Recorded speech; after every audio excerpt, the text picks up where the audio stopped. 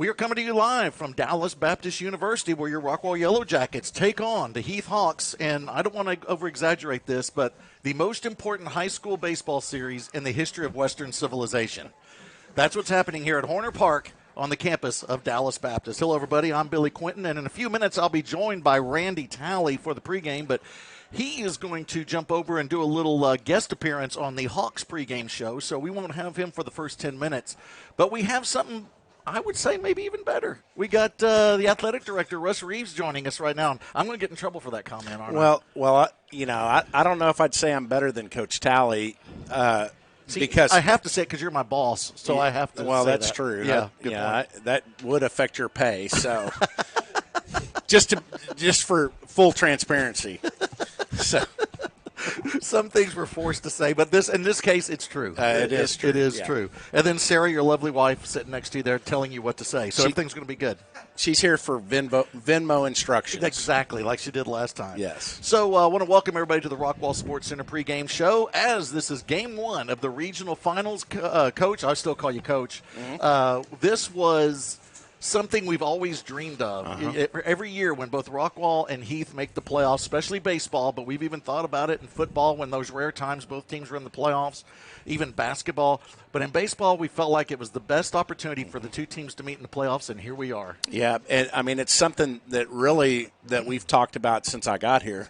And both programs have done a great job this year and got here. It's not easy. People think it's easy to get this far, and it's not. And to have both teams here is a blessing. And what I love is just walking out in the crowd and just seeing our community, the excitement that both teams have brought our community is something special. I just took a picture of the Rockwall side of the stands here at Horner Park, and it's packed, and it's all orange. And you can see the dugout also. We got people going down the right field line, sitting on the wall, and down the left field line for Heath. They're on the wall over here. And there's a nice little seating area over here on the left field line that Rockwall will have on Friday, because we'll switch sides, as tonight it is Rockwall is the visitor and Heath is the home team here at DBU. So let's go ahead and give you a background real quick on how both these teams got here. I'll start with the Heath Hawks as they arrive overall record with 34-10-1. They went 10-2 in District 10-6A. They had the same record as the Yellow Jackets, and Rockwall and Heath had to play a seeding game to decide the number 1 and number 2 seeds. Rockwall won that pitcher's duel 14-13. And got the number 1 seed. So with that being said, Rowlett was the first opponent for Heath in the by-district round, and they took that series 2-1. They lost the very first game, then had to win 2 in a row. Then they went to area and took on Mansfield. They swept that series 2-0. Then in the regional quarters, they lost the first game again to Saxe, and then won the last 2 in dominant format as far as 5-0 and 10-0 over Saxe to take that series. Then they go to the regional semis to play Tomball. They win the first one 8-0, but lose the second game 7-3 and have to go to an elimination game. That was played on Saturday. A very exciting 3-2 win for the Hawks, as Tomball had the go-ahead and possible winning runs on base in the bottom of the 7th. But Heath pulls it out, and here they are at DBU for the regional finals. They are led by head coach Greg Harvey in his 14th year at Heath. He has 413 career wins, and it will give you the lineup for the Hawks here in just a moment. For the Rockwall Yellow Jackets, they are led by head coach Barry Rose in his 3rd season with 384 career wins, 67 of those with the Yellow Jackets. Rockwall's overall record is 30-11-1. They also, as I mentioned, went 10-2 in District 10-6A and were district champions officially with that number 1 seed when they won that seeding game. So in the first round, which was by district, they swept Naaman Forest. Very impressive style, 18-5 and then 10-8 in those 2 games. Then in area, in a series that many people thought would be a little bit, would go 3 games, it did not, as Rockwall took both games, but they were both close, 4-3 and 1-0. They beat Midway in that area round, advanced to the regional quarters. They defeat Wiley 9-2 and then 6-3. And then in the regional semis versus Grand Oaks that was played at Texas A&M, they swept that series also 7-0 and 7-1. Coach, as I throw it back to you here, this is something that Rockwall is great. They're undefeated in the playoffs. They've won 18 straight. but the pessimistic side of me worries when you have that kind of streak, and you're waiting for the cookie to crumble here at some point. Well, I think that's a logical progression. However, being able to watch both teams play, they both have been tested, and they both have answered the bell. And so I think even in playing 2 games, Rockwall's been tested just like Heath. Now, as you get to game 3, the pressure gets a little bit more on you with that, but still there were situations in Rockwall's games where they had pressure situations and they were able to battle out of them. So I think both teams are mentally prepared for what this series is going to bring. That is the one I do believe, and I understand what you're saying, Coach, and you're right. But Rockwall did have that series against Midway where both games came down to the last innings, and Rockwall, especially that 1-0 win, which was a golden moment there for Cade Crossland as he pitched the 1-0 shutout. And 1 RBI was Tate Sloan that got the lone RBI to give Rockwall the win, but they also won that other one 4-3. There is pressure, but the one thing that Heath may have a slight advantage is that they have played an elimination game and Rockwall hasn't. Yes, and that will come into play if you get to a game 3. I think right now the first game, this game right here, both of them feel like they're ready for this matchup, and I think as the series goes on, then some of the factors that you've brought up, I think might make themselves known. But both teams, it's just amazing what they've accomplished, and they're going to accomplish even more in the next 3 games that they play.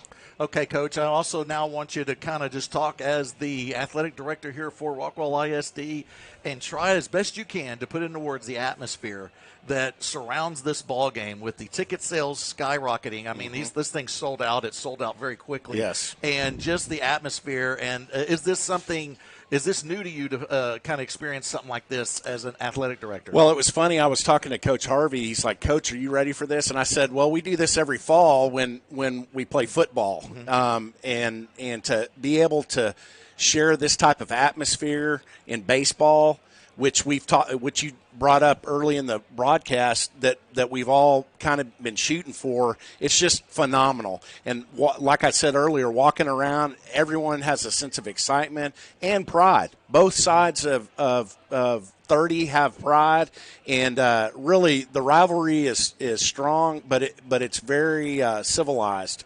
And I saw the Rockwall Heath kids run out to the Rockwall kids and wish them luck at center field during the warm-up. So they respect each other, and I think you'll see that tonight and Friday and possibly Saturday. I agree. And the thing that's fun is as the two teams are in their different playoff rounds, Rockwall, they're rivals, yes, and you don't root for them sometimes when they're rivals, especially when you play each other.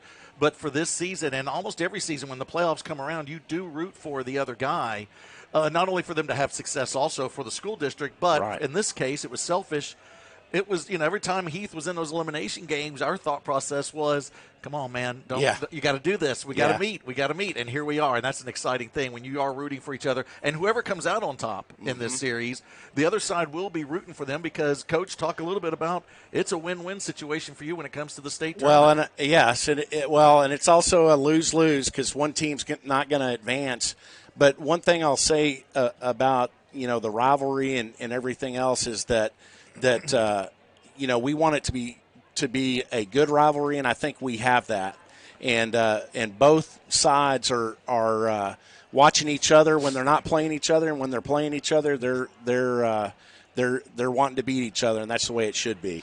Okay, Coach, thank you for joining us. That was our athletic director, Russ I'll hand Reed. it over to the guy that's better than me. Well, Randy just came in and just threw a fit, so I'm going to go ahead and take a timeout, and then when we come back, we'll bring Randy in here, Coach Talley, and we'll give his thoughts on this ball game. You're listening to Rockwall ISD Baseball. This is the Rockwall Yellow Jackets portion of the broadcast here on RockwallISD.com, powered by the SportsGram Network.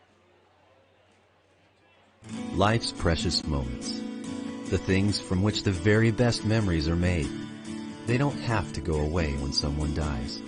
In fact, at Rest Haven, we believe in making the most out of remembering your loved ones who have passed by creating meaningful events for friends and family. Events that enable everyone to participate and contribute in ways that honor the person who has passed and bring hope and peace to the bereaved, assuring them that they are not alone.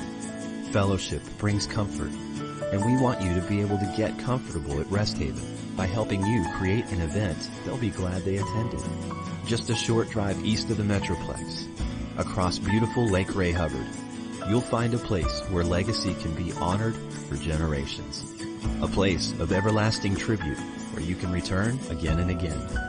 A place to go and pay your respects. A place where you can get comfortable.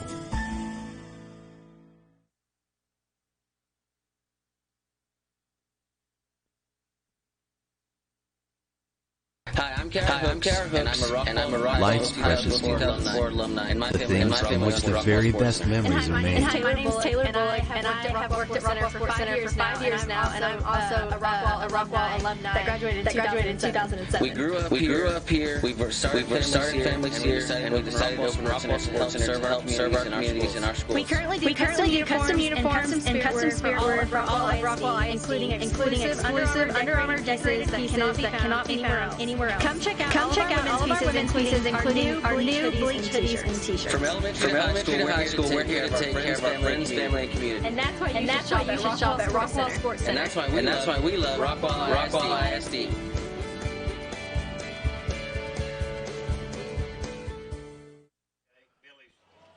Welcome back to Horner Park here on the campus of Dallas Baptist University as the Rockwall Yellow Jackets and the Heath Hawks getting ready to play in the regional finals, game 1, as Rockwall will be the home team, Rockwall will be the visiting team, and Heath will be the home team. I'm Billy Quinton along with Randy Talley. He'll join me back here in the booth after spending a little time in the Hawks pregame broadcast. And we have Mesquite Billy back, Coach. Let's talk about the important things first.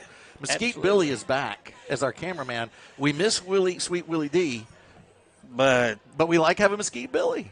boards and bags, Yeah, champion. He is a boards and Hall bags of champion. Famer. That's right. And I think he's like a Mesquite Hall of Famer, if I understand it right. You were on the national champion. What were you? How were you a Mesquite Hall of Famer? State semifinals in soccer. So Wait a minute. yeah, he was on the soccer team, state semifinals. Semi-finalist and you get in the Hall of Fame? That's the way Mesquite rolls, apparently. Yeah.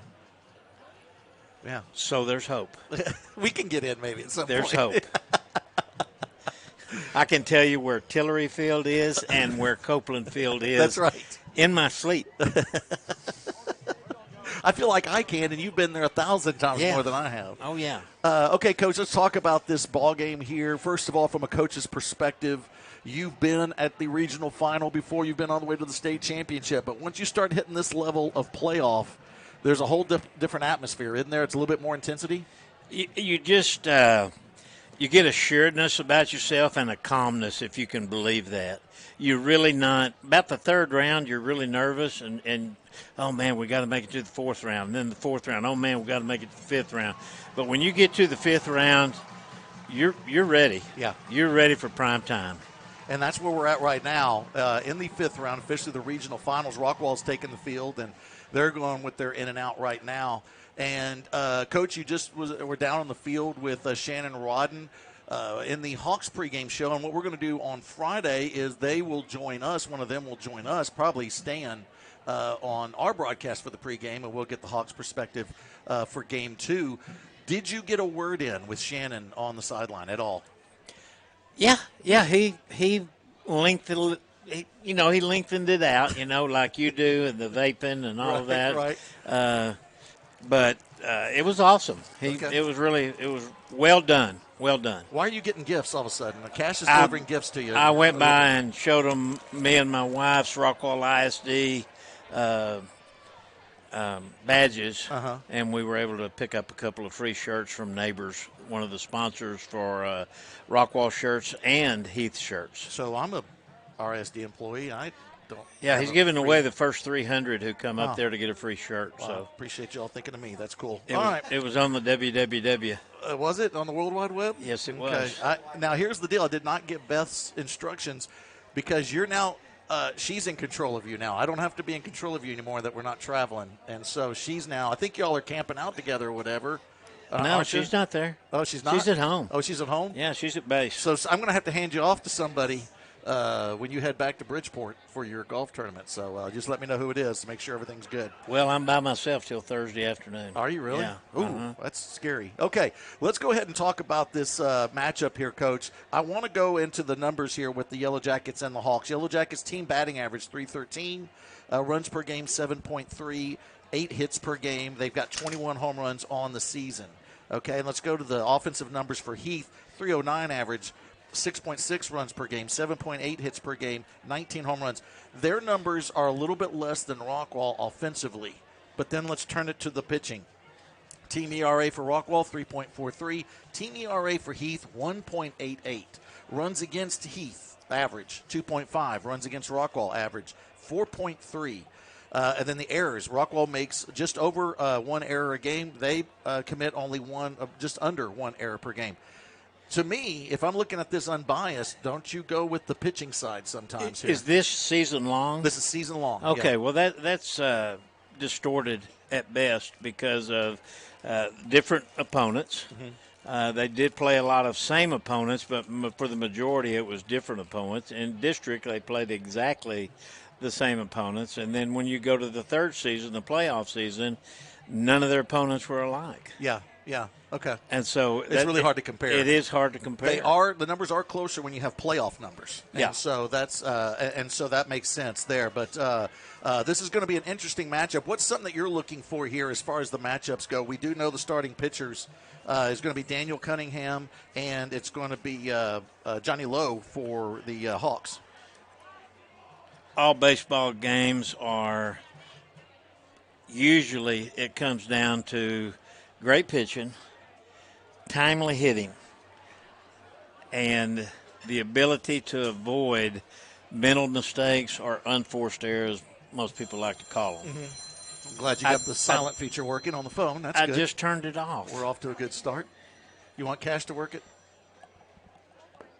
Yeah. Okay. Or do you just want to answer that call? You want the receptionist to send that on? Well, it's Lauren McCrillis. Oh, should be. He's in the dugout. Why is he calling you? Oh, and he's going to answer the call. All right, well, I'll just go ahead and take it from here as you're listening to the Rockwall Sports Center pregame show. We're about 12 minutes away from first pitch as Rockwall's still out in the field with their in and out. And they're going to be wearing the black jerseys with the orange numbers. And what do we got?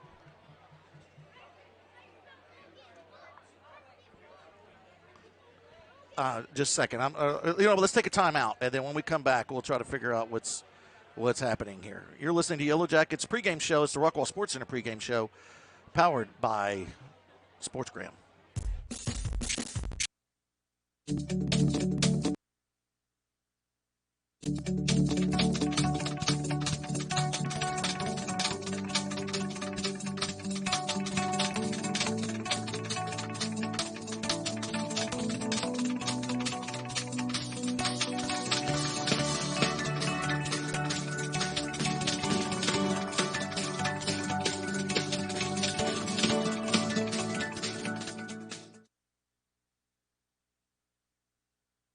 Hey, Rockwall fans, nothing tastes better after a Yellow Jacket victory than Raising Cane's Chicken Fingers.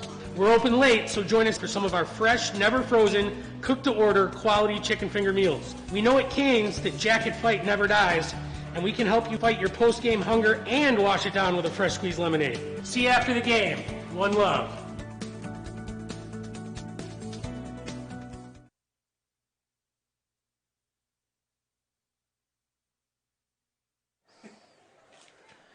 Okay, welcome back to the Rockwall Sports Center pregame show. It's always not often you get a call from the coaches during the pregame show as we try to get this one underway. They're trying to get their camera set up so they can have film to review.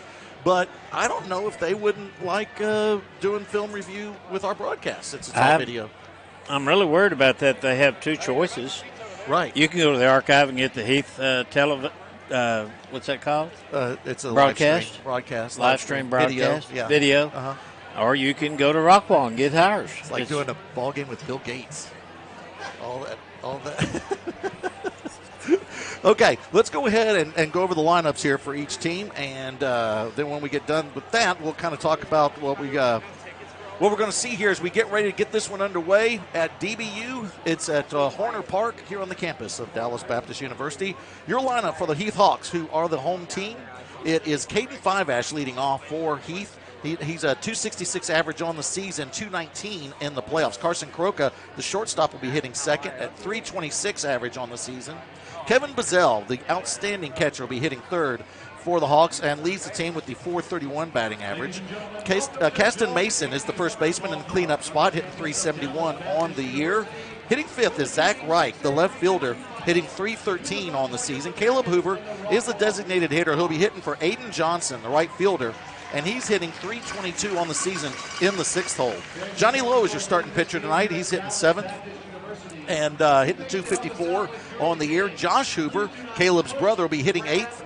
And he's playing third base tonight. In the playoffs, he does have 5 RBIs. And then rounding it out at the number 9 spot is Alex Stowers at center field, hitting 308 on the season. Coach, talk a little bit about Stowers, as he's had a lot of playing time over the playoffs. He did not play as much in the regular season, but he's been pretty good throughout the playoffs. One of those kids who has just hung around, and first thing you know, he's got his chance. And he's capitalized on his chance, which is an old cliche. You have to be ready. You know, when the coach calls you, you got to be ready. He's hitting in the playoffs 292 average, 2 RBIs, and has 1 double on his resume. And so let me give the lineup once again. It's Fiveash, Croca, Bazell, Mason, Reich, Hoover, Lowe, Hoover, and Stowers. We need more action in the booth here. We need more people coming in and asking us to do things. This is unbelievable. I don't know. It's like we're not doing anything. People are bringing cameras. They're calling us. It's just amazing. It's amazing. I've never seen it like this. I thought we would be away from it in a booth, but people just walk in and just, I think I'm going to have to make some scrambled eggs for some people here in a second because they're going to want some food. Do you think me being down on the field had anything to do with it? I mean, they just all wheels are off now early? Maybe, because that's the first time we've ever done that, and that just could got us off to a rocky start. We don't have that in-sync momentum going on right now. We have to get it back. Absolutely. All right, let's talk about the Rockwall Yellow Jackets lineup. This is pretty much the same as we've had all playoffs and pretty much all district. Leading off for the Yellow Jackets will be Barrett Reebok, the center fielder, 327 average on the season, 346 in the playoffs. Braden Randall, Smooth Randall's hitting second, and at shortstop, 367 hitter on the season, 360 in the playoffs.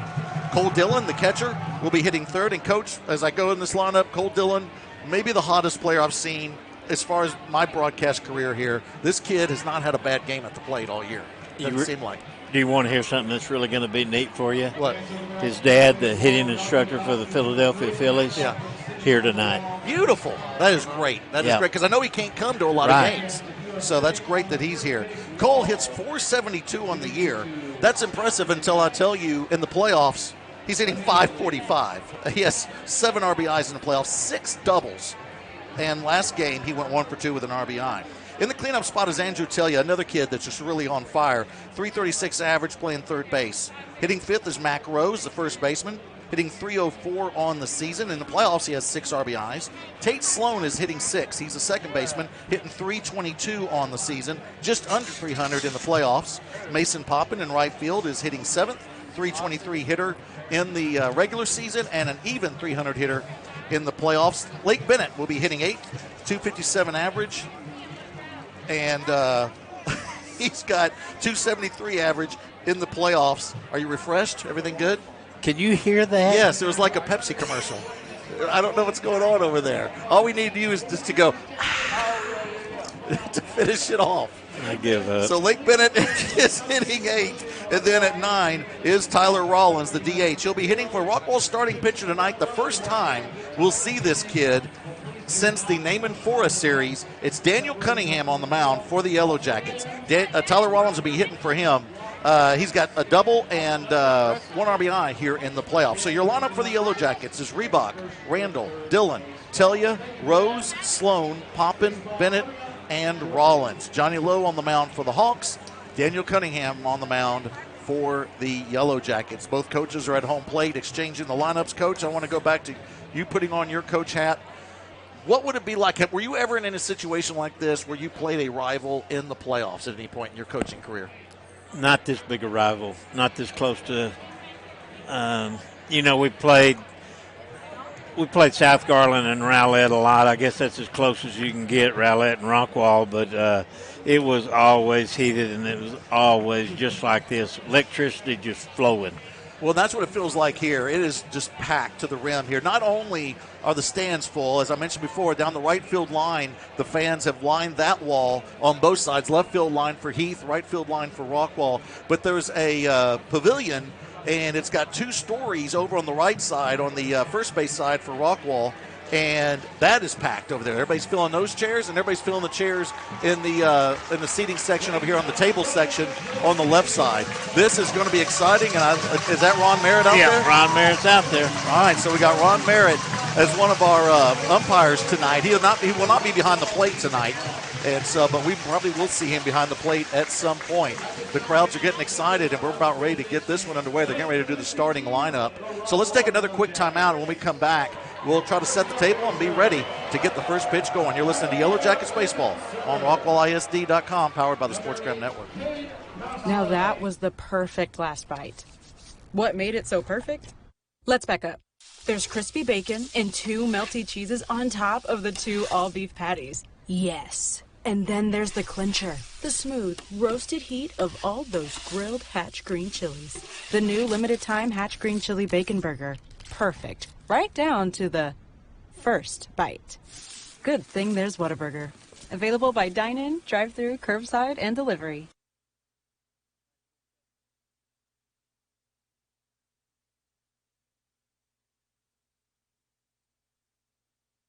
Thing.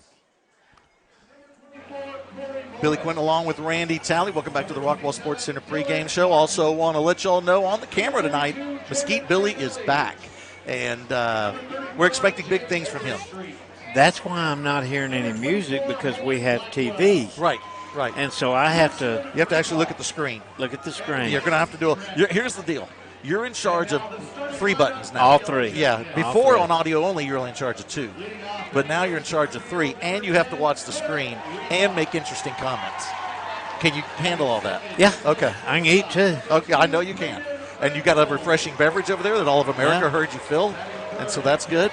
And so I think you got some M&Ms and some Snickers. Got the vending machine size M&Ms. As you complain every time I bring you M&Ms. Thank you for bringing those. I also brought you some Snickers. And then and I got my tea. And also with us is my son Cash and his roommate Landon. They're in the booth with us because we have pool and there's no tickets available. And so they're hanging out here. We're sort of a big deal We are. now. We kind of are.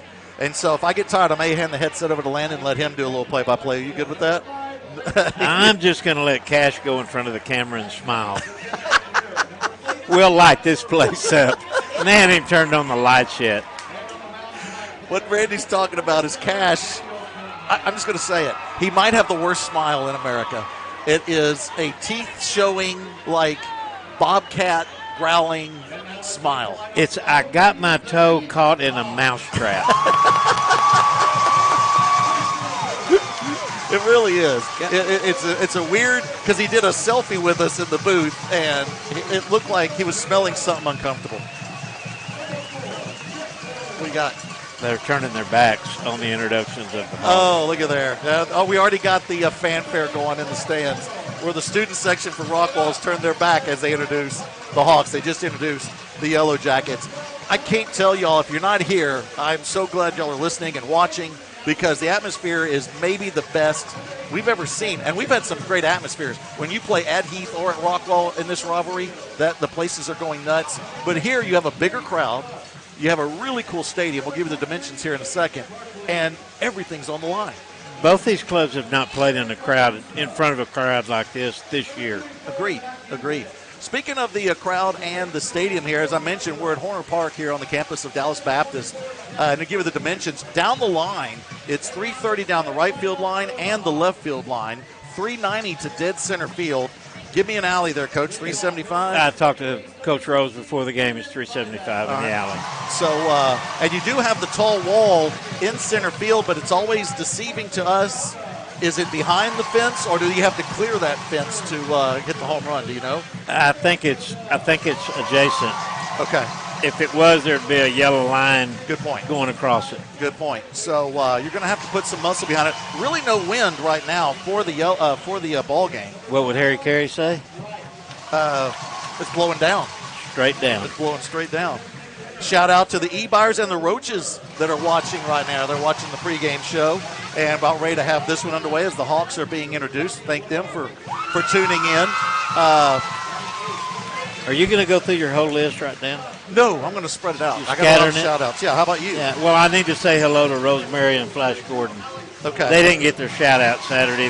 I guess they were drinking tea or something. Well, you did it. They just didn't hear it? Yeah, they didn't I hear remember it. questioning you knew Flash Gordon. Yeah, Flash Gordon and Rosemary, Helen Rose's neighbors, and Capel or Coppell. How do you say that? Coppell. Coppell. Yeah, they're the Coppell Cowboys. Coppell Yeah. Cowboy. Double C. Double C. And so now we're going to take a timeout. We'll leave it here for the national anthem. Courageous men and women who serve to protect it with the playing of our national anthem.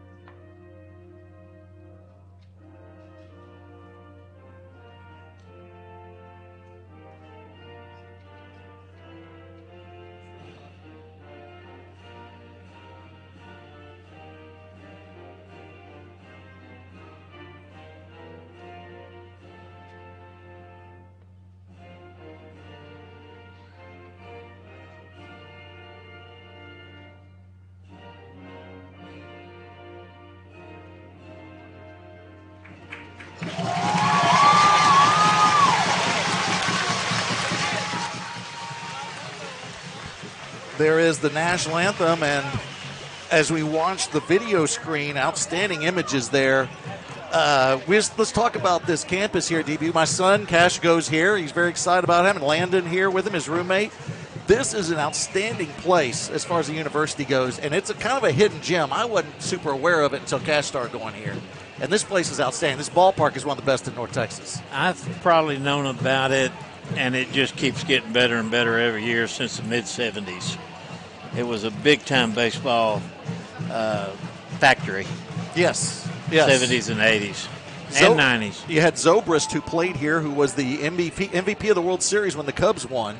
And so they're building this rich history of baseball here at DBU, and the basketball team's starting to come around. As most of you know, they do not play football here. Baseball is what they live for here. And, again, for the 10th straight season, I believe, they're in the regionals trying to get into the College World Series. They'll be taking on Oregon State in Fort Worth on Friday. For the longest time, they were part of the NAIA, and their big rivalries was right across the highway, Northwood. That's right. I mean, they were bitter rivalries. And Josh Frazier, my old catcher, video coordinator and bullpen catcher, assistant bullpen coach for the Rangers, was right in the middle of that. He played for Northwood. Did he really? I didn't know that. Uh-huh. They are in the Missouri Valley Conference and dominate that thing every year. They won an extra innings, I believe, to advance and get into the regionals as they won the Missouri Valley Conference. Coach Rose is out on the field kind of motioning to the fans. This is a great atmosphere, and I just can't tell you how fun this is right now. And if you're watching tonight and you have a chance to get tickets for Friday night or Saturday afternoon, if we go 3, you have to do it. This is just one of the best places to be as far as the rivalry, the atmosphere, and definitely, Coach, what's on the line here. If they get the lights on, it'll be perfect. Yeah, we're waiting for the lights to come on. And that's what I just realized Coach Rose was pointing at, is trying to get some, because we're right now getting into twilight. Not the magic hour quite yet. This is an overzealous energy manager. Yes, it is. So we'll kind of vamp here a little bit and hopefully have this one underway. I can go and give a few more shout-outs. We got the Andersons listening in. Tyler, Amy, Kale, Ryan, And Samuel, I'm going to be honest, I'm worried about Samuel. He's breaking something as we speak, I'm sure. When you said Amy, are you talking about Dr. Anderson? Dr. Amy Anderson, yes. I sent her another basketball goal picture this week. Did you really? Yeah. She really needs one of those. And she's not taking you up on the offer that you're giving her. This was a tiny Tykes, but it had an awesome net. No holes in the net. The lights are starting to slowly come on, so we'll be ready to go here in a second. And then, of course, Tyler is an officer. I don't know what his official title is, but he's a pilot. I think he's Officer Anderson. I don't know what would you say? Got to be a captain. I would think captain. I don't think he's a captain yet officially. I don't know. Tyler, clear that up for us. But we do know during football he brings us in for a landing at the end of the broadcast. He's in charge of that. Really? Yeah. Oh, I got it. He makes sure that everybody's tray tables are up and the seats are in a Now, is he your color man for football? Yes. Does he make a lot of interesting comments? Oh, not as much as you, but yes, he does really. He's the smooth stylings of Tyler Anderson. He's like a jazz DJ. So we're about ready to get underway here. Tyler Reebok will step in, and it's Johnny Lowe on the mound. Coach, we'll give you a second here to get the numbers for Johnny and tell everybody about what he's done this season. It's a first pitch ball to the left-handed hitting Reebok. He'll swing away here on a fastball, and the count evens up 1-1. One positive also being here is we're going to have video replay, I assume, there in the center and the right field video board. Oh, really? I think so. Let's see that. Well, fastball misses high. Johnny Lowe's pitched 78 innings. He has won 9, lost 4, no saves, given up 55 hits, 30 runs, 26 of them earned, walked 42, but he has struck out 91. Whew. And so now it's a 3-1 count here to Reebok to lead this one off. I always say Tyler. It's Barrett Reebok, 327 average, 28 walks on the season, which is what you want from your leadoff man. He'll work another one here. His 29th walk will give Rockwall their leadoff man on to start the ball game. You don't think much of a walk, but he was jacked up then running down to first base. It's just amazing the energy that all these teams have, the in and out. You could see it.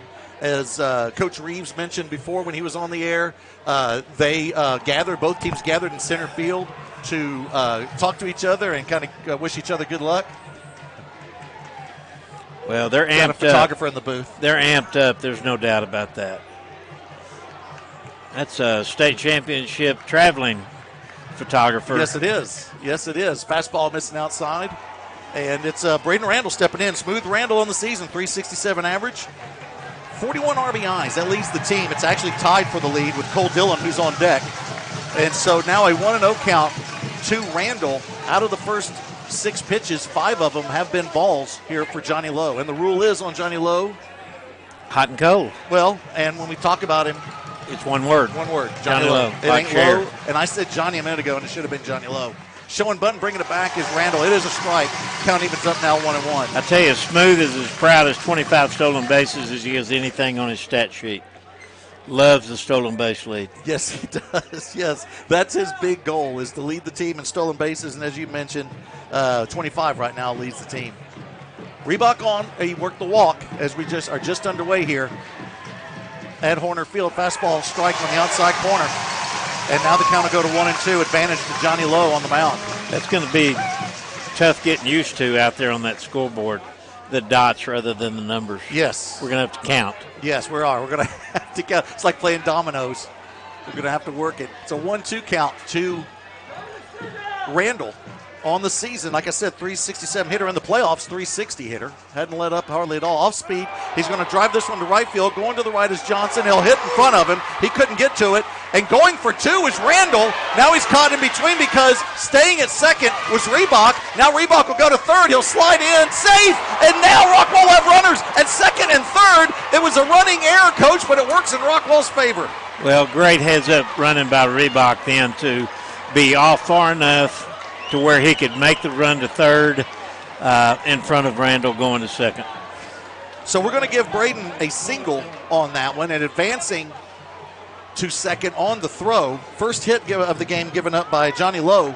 And so Rockwall's in business with the hottest hitter, I would say, in Texas right now, Cole Dillon. Cole is hitting 472 on the year, 545 in the playoffs.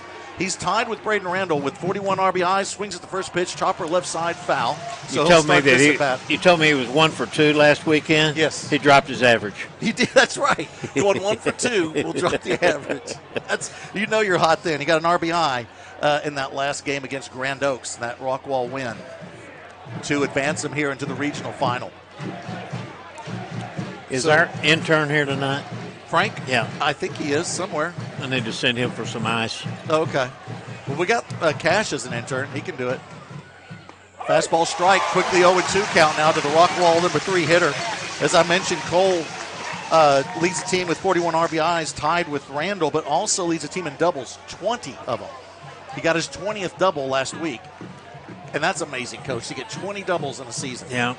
Rose loves to squeeze, but not with your 3-hole hitter that's hitting in the 500 range. You have to shorten the swing here. Chopper left side. It'll be fair. 1 run will score as the 5-3 putout will get a run for Rockwall, but trying to go to third is Randall, and they're going to throw him out, so there's a double play for the Hawks. Rockwall will get the run in, and so it's going to be let me get this one right here, Coach. We got the 5-3. Is it 5-3-5 put out? Did he go back to third for the tag? Yes. Okay. 3-5. 5-3-5 double play. So there's your first 2 outs of the inning, but an RBI for Cole Dillon. Now Andrew Telia will step to the plate with nobody on base. I just don't think this is going to be 14-13. No, I think they're going to be very hard to come by. Telia will take a first pitch outside and high. Rockwall will open this one up 1-0 as we're in the top of the first inning. As a run is scored on the ground out by Dillon, he'll give him the team-leading 42nd RBI. Fastball right in there. Counting is up now 1-1. Andrew Telia on the season, 336 hitter. 421 in the playoffs. He has 31 RBIs on the season. 6 of those are in the playoffs. And the big thing for Andrew, he's worked 7 walks in the playoffs. He gets on base.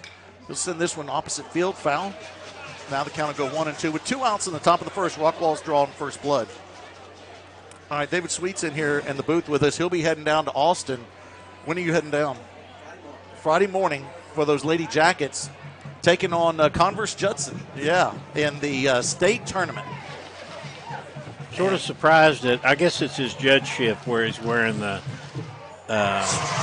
Swing and a miss by Telia. It's in the dirt. They'll have to complete the strikeout and throw down, but that will end the inning, but not before Rockwall gets 1 run on 1 hit. There were no errors and nobody left on base. And we will now go to the bottom of the first inning with Rockwall up 1-0 on RockwallISD.com, powered by the SportsGram Network.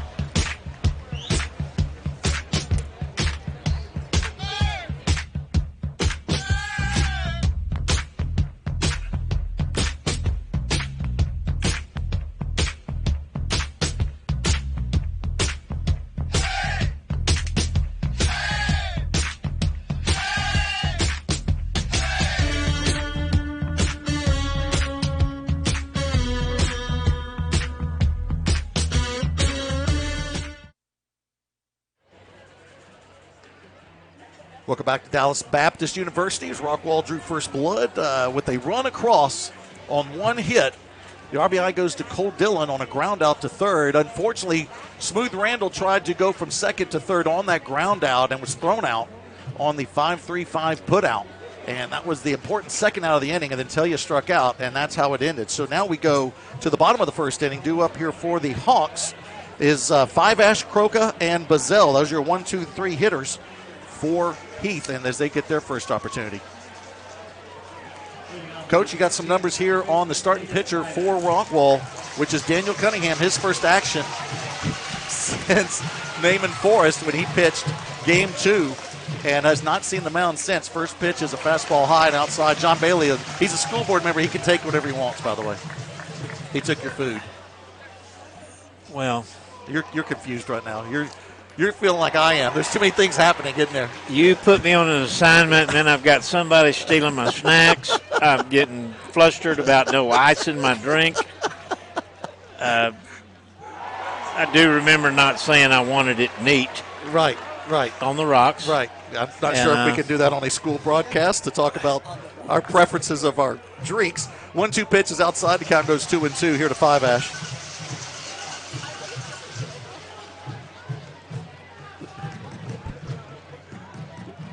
2-2 count to Five Ash. He'll drive this one to center field. Going back a little bit to his left is Reebok. He's got it in his sights. He'll make the grab, and your first out of the game will go into center field, courtesy of Caden Five Ash.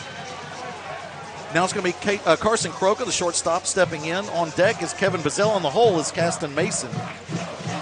Croca, I feel like he's been on the Hawks since 1983.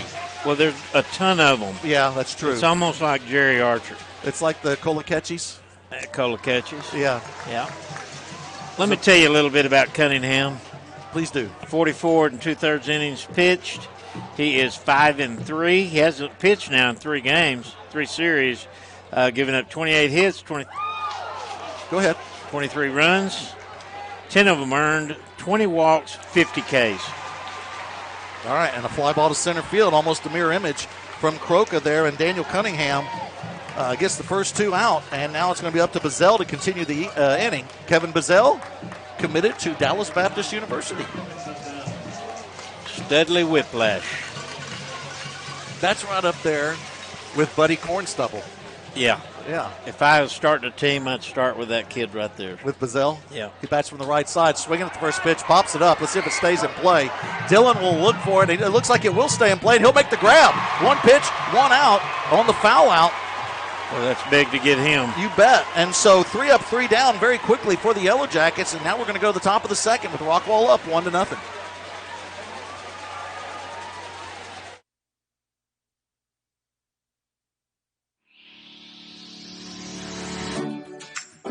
Hi, I'm Tim Mosley, owner-operator of Chick-fil-A at Ridge Road in North Rockwall, FSU, and Rockwall, Texas. This is my wife, Melissa.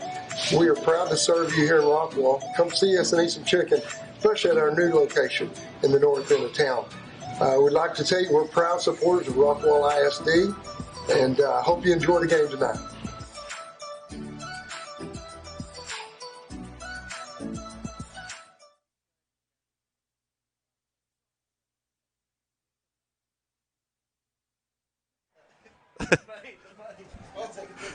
Welcome back to Chaos in the Booth. I'm Billy Quinton along with former head coach Randy Talley. All you want is a cup of ice, and it's like we're asking Cash to split an atom. Well, how about you? Anybody you see in the stands, you say, yeah, come on up, come on up.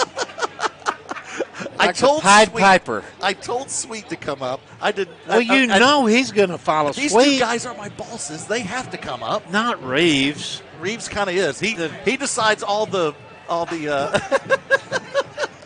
Not Reeves, but the other guy. Reeves approves the expenses. Okay. Yeah, that's a boss. All right. All right. Yeah. There's been a lot of expenses, so I need to keep Reeves happy. We really need to watch him so that we can give Frank some tips. Right. John Pointers. Bailey's in here. John Bailey. Current school board member. President of the school board. Yeah. I never thought when I was coaching him that he would be president of the school board. You probably never thought he'd see the field. If you'd have told me that, I'd have swallowed my whistle. For the Yellow Jackets, due up is Rose, Sloan, and Poppin. And Mac Rose will take a first pitch strike from the left side. 304 average on the season, 31 RBIs. One of 4 Yellow Jackets with over 30 RBIs on the team. Check swing, gets away from Bazell, leaves up the count now 1-1. This is the umpire who called me out at College Station for saying he looked like an MMA fighter. Yes. He does, though. 1-1 pitch, fastball on the outside corner, sets the count 1-2. Yeah, we forgot people to listen to the broadcast when we say things. Yeah. Mainly you forgot. 1-2 pitch. Mac Rose from the left side against the right-handed Johnny Lowe. And he'll foul this one straight back. Landon flinched. Did he really? Landon flinched when he came back. Yeah, he flinched. Did you flinch? Oh, my gosh. You're going to have to leave the booth, Landon. Sorry. Dude, you're over 225. That ball won't hurt you. So Rose with the 1-2 count. Swing and a miss on a high heater. Tried to climb the ladder, couldn't catch up. Second strikeout of the game for Lowe, Johnny Lowe, and a second consecutive strikeout here to end the first and then start the second. Good catch, by the way. Yes, thank you. I almost blew it. And so now it's going to be Tate Sloan. He was the Yellow Jacket that got the lone RBI in the 1-0 win in Game 2 over Midway that completed that series. and sent Rockwall into the regional quarters against Wiley. He'll take a first pitch high and outside. 1 out here in the top of the second. Fastball way outside. Quickly goes 2-0. I just can't quit saying this. If you're not here, I hope you're watching it on TV or listening to it. You're missing an experience. There's a drive to right field. Going back is Johnson. He'll make the grab. It's Aiden Johnson. Didn't have to move, but maybe a couple steps to his right to make the grab. And there's a can of corn for the second out of the inning. So now it's going to be up to Mason Poppin to keep this inning going. Mason on the season, .323 hitter. And this is what's impressive about this Yellow Jacket lineup. You okay? Everything good? Do you understand you have a microphone? And you could not have heard that. Working, dude, every time you do something, it's styrofoam with the plastic lid. Are you refreshed? Are you getting ready for the ice? Is that what you're doing? Yes. Okay. I want the presentation when he comes in, and then I'm going to dump it in there. And I'll turn my mic off. Please. Billy. Oh, that's not fair. Although Beth helps me a lot to keep you in line. Sends me a checklist. So Poppin will bat from the left side. Chopper right back up the middle, base hit for the right fielder for the Yellow Jackets. Second hit of the game for the Jackets. See if they can get a 2-out rally working here. A little pass ball or a wild pitch, and we got one in scoring position. Or you know what? Do you send him? 10 stolen bases on the year from Mason. So not a bad idea. Maybe you got Lake Bennett at the plate right now. Lake, 257 hitter on the year, but in the playoffs, 273 with 3 RBIs and a couple doubles. Last game against Grand Oaks, he went 1 for 2 with an RBI. He'll bat from the right side against the right-handed Johnny Lowe. Off speed, that's a beauty. Is Lake the one that hit the pitcher, Berger, in the leg? Oh yes, I believe he was. Yeah, yeah, that was a big moment in the game. That thing was a rocket. What? No, or was it Tellia? I can't remember. I think it was Tellia. You do? I do. I think it was Tellia. Okay. Well, you save your sheet, so tonight that'll give you something to do. I'll need to find something. You got all the way to Friday. That's true. We have a day off tomorrow to recoup. And travel. Congratulations. That's a travel day. Faking the stolen base with a running is Poppin. He'll go back to first, and there's a strike to even up the count 1-1. Trying to create a little movement with the infielders. We have figured out, too, that we think the 5s and the 2s look weird because on the jerseys because they're upside down. They're upside down. Rockwall's wearing the black jerseys with the orange numbers, and they're wearing their pinstripe pants, the white pants with the pinstripes. There's going to be a drive to left center field. Going back is Reich. Still going back, but I think he's going to make it. Yep, he'll be in front of the warning track and make the grab. Probably hit that one about 360 before it was squeezed by Reich. So Rockwall will leave a man on and not get any runs across. So one hit, one man left on, no errors, and no runs across for the Jackets. We'll go now to the bottom of the second inning. Rockwall hanging on to a 1-0 lead.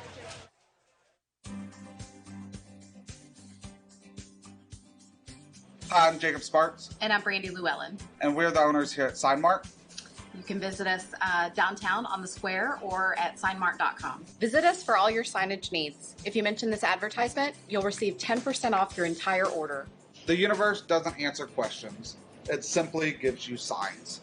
We're proud to support Rockwall ISD. JFND.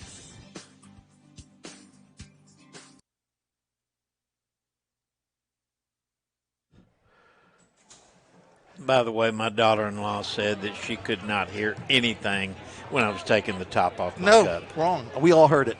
And it was uncomfortable. Welcome back to the booth, the very, very crowded booth here at Dallas Baptist. Oh, we can get more in here. Don't worry. Well, but we got Brody Sweet in here. Brody's the only one that's been calm and been helpful, and I appreciate it, Brody. Thank you. All right. So Landon's over here just scared because another ball may come near him if it gets fouled back. He's got on his phone now playing some kind of game. Yeah, like you do. You play Words with Friends during the game. I do not. So due up for the Hawks are Mason Reich and Hoover. Caston Mason will take a first pitch strike here from Cunningham, who had 3 up and 3 down his first inning of work. Now, Caston, if you're a Yellow Jacket fan, you might remember fastball must have missed low, I guess. I don't think they gave him a strike on that one, did they? Scoreboard, nope. That's a 1-1 count. Caston's the one that hit the grand slam in the top of the 7th in that seeding game when Rockwall went into the top of the 7th with a 6-run lead. Heath had squeezed a couple runs across, bases were loaded, and Mason, if I'm not mistaken, had a 2-strike count and launched it over the right field wall to tie the ball game. Little Chicken just texted in. Cannot hear your cup at all, Coach. Okay. Well, you got your friends working for you. 2-2 count here to Mason. Fastball inside, just misses him. So it's going to be the first full count of the game here for Cunningham. As we mentioned, his first action since the Naaman Forest series back in the bi-district round. The reason he pitched that series is because Mac Rose was injured. Swing and a miss. And there is the first strikeout of the game for Cunningham. That'll be his 51st on the year. Got the ice? Oh. Is everybody good? Did Sweet get the ice? Well, he did not get the ice. This is not going over well. Tally had to turn his mic down. He's about ready to lay into Sweet. Swinging on the first pitch is Reich, and he'll send it into foul territory in right field, and almost an incredible catch in right field by Poppin. He went to his knees to slide just before getting to the wall, Coach, and you got your ice. Look at it. Well, that's not a lot. Well, look, did Sweet get it? No, your that's son did. That's a David Sweet portion. Your son did. Oh, Cash did? Oh. Trying to be an intern, and he brings back 4 cubes of ice. As a dad, I'm embarrassed. I'm just going to be honest with you. This is a Route 44. So Zach Reich, first pitch, gets another life because the ball was not caught by Poppin over in foul territory on the right side. And now he's worked it to a 2-1 count. From the right side against the right-handed Cunningham. Fastball high. Scoreboard now shows 2-1. Excuse me. So it's 2-1 count now. All the ice drama, I lost track of the batter's I feel count. like we're taking a reading test every time I look at the scoreboard. I feel like I should raise my hand when I see the dot go up. It's a 3-1 count now. 2 Reich. 313 hitter on the season. 31 RBIs. 188 average in the playoffs. Way back in the batter's box, he'll swing away here and send it back, and second consecutive full count here to a batter from Cunningham. As I mentioned before, Daniel Cunningham, it was the ace in the hole for the Jackets in all these playoff series, but the Jackets have not gone to a Game 3, so he has not seen any action since Naaman Forest. Fastball misses high, and he'll issue his first walk of the ballgame. Heath's first base runner. That's the 20th walk of the year for Reich. And now Caleb Hoover has an opportunity. He's the DH for Aiden Johnson, the right fielder. Aiden made a nice grab in right field last inning. Hoover hitting 322 on the year. Pretty hefty. Well, I was mentioning this with both teams. Rockwall down to their 7th hitter have averages over 300. Heath down to their 6th hitter have averages over 300. Both teams know how to put it in play and get the runs across. First pitch misses. And as we talk about the strengths, we talked about this in pregame, Coach. I feel like Heath may have the slight advantage with pitching, at least by the numbers. Their ERA is much lower than the Yellow Jackets, but as you mentioned, it depends on the teams you're facing, and and sometimes you can't compare things on the numbers. Yeah, go play the Yankees 8 times. Exactly. And then compare the San Diego Padres. Are they still the San Diego Padres? Yes, they are. It's just football where they changed. Yeah, football. Los Angeles Chargers. Yeah, they're now Los Angeles Chargers. But we're originally the Los Angeles Chargers, then San Diego Chargers, now back to Los Angeles. I got you. This one's inside. The count goes 2-0. So now Cunningham trying to find the zone after letting Reich take first base on the free pass. 1 out. That was when Mason struck out on the full count pitch. Department of Public Safety and Heath, my son Dallas and Kevin Rowan, both Rockwall graduates, are having a real hard time with the Heath guys. Are they? They're watching and listening. And why are they listening to the Heath guys? Because they're listening to our broadcast. Uh-huh. Heath employees are with them. Oh, okay. I got you. Everybody should be listening to our broadcast. It's a 2-1 count. Fastball strike. That's right down Main Street. So I'll even have to count 2-2 to Caleb Hoover, who has 23 strikeouts on the year on 20 walks. 28 RBIs on the season. 471 hitter in the playoffs, though. It's their best hitter in the playoffs. He picked a good time to get hot. Sure did. 3 doubles in the playoffs, 12 RBIs. It's amazing. Caleb Hoover is the DH. His brother Josh will be batting a couple more batters down the line. Off-speed chopper, foul to the right side. Got a little ahead of it on the off-speed pitch. Let me tell you about Bo Durham. Bo found out this morning that on the Heath side, all of their tickets were sold out. He got on the Rockwall side and bought as many tickets as he could and told me whoever called needing tickets, give him a call. And he took care of everybody. That's nice. Yeah. That's nice. He's a stud. Yeah. His uncle is the original Smooth, by the way. Oh, yes. I've heard about that. 2-2 pitch. This one's fouled straight back. Landon did not flinch that time. Ice water in his veins. Yeah, he's learned. You know what you do? You take a lesson and you learn, and you apply it to the next opportunity, and that's what Landon did right there. Actually, that would have been way over his head. I know, but you get one right back to him, and then we'll go with your theory. Well, that first one, he was under the desk, so got a little iffy. 2-2 pitch. Fastball, not getting the call. Must have been outside. That was about the right height. Looked like it was knee level. So the count goes full again. Third consecutive batter with the full count for Daniel Cunningham. On the season, Cunningham only walked 20 hitters, has 51 strikeouts. So that's a great ratio there for a pitcher. He's in the stretch. Fastball gets away from Dillon, and it's a ball 4. And so no damage there on the ball getting past him, but 2 men on with back-to-back walks. Yeah, you don't want to see that, especially making it contagious. Opportunity now for Johnny Lowe. Brian Williams just texted in, there's a fire marshal needed in the booth. We may have overcapacity, but we've thinned it out a little bit. Is that B-Dub? Yeah, it's B-Dub. The one that gets under the counter when the ball comes his B-Dub way? would flinch when the fastballs came back at him. So you're in good company, Landon. My former broadcast partner would dive, too, when the fastballs came. He would flinch if the catcher mishandled the ball.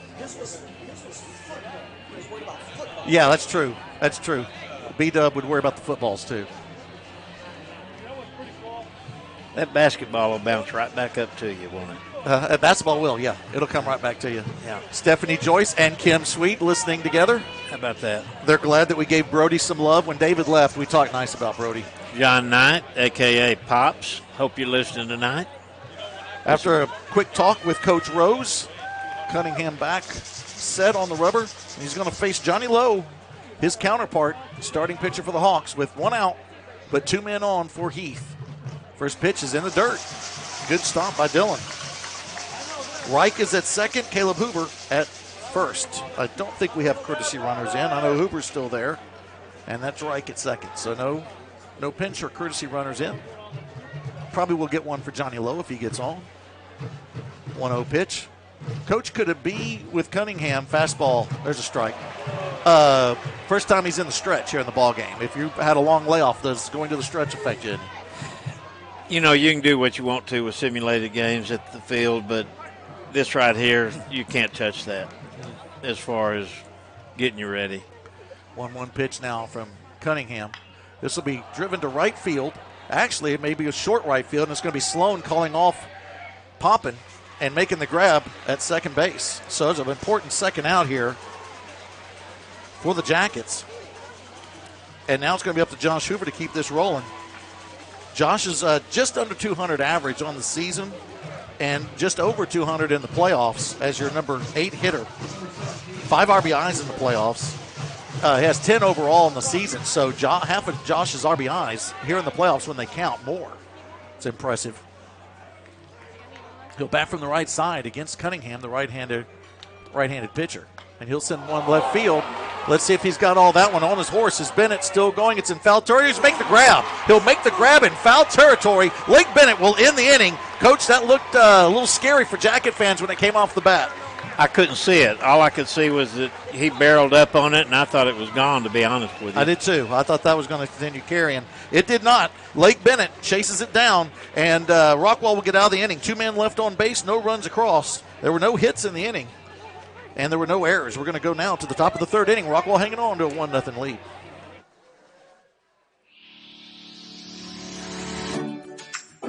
Hi, I'm Tim Mosley, owner-operator of Chick-fil-A at Ridge Road in North Rockwall, FSU in Rockwall, Texas. This is my wife, Melissa. We are proud to serve you here in Rockwall. Come see us and eat some chicken, especially at our new location in the north end of town. We'd like to tell you we're proud supporters of Rockwall ISD, and hope you enjoy the game tonight.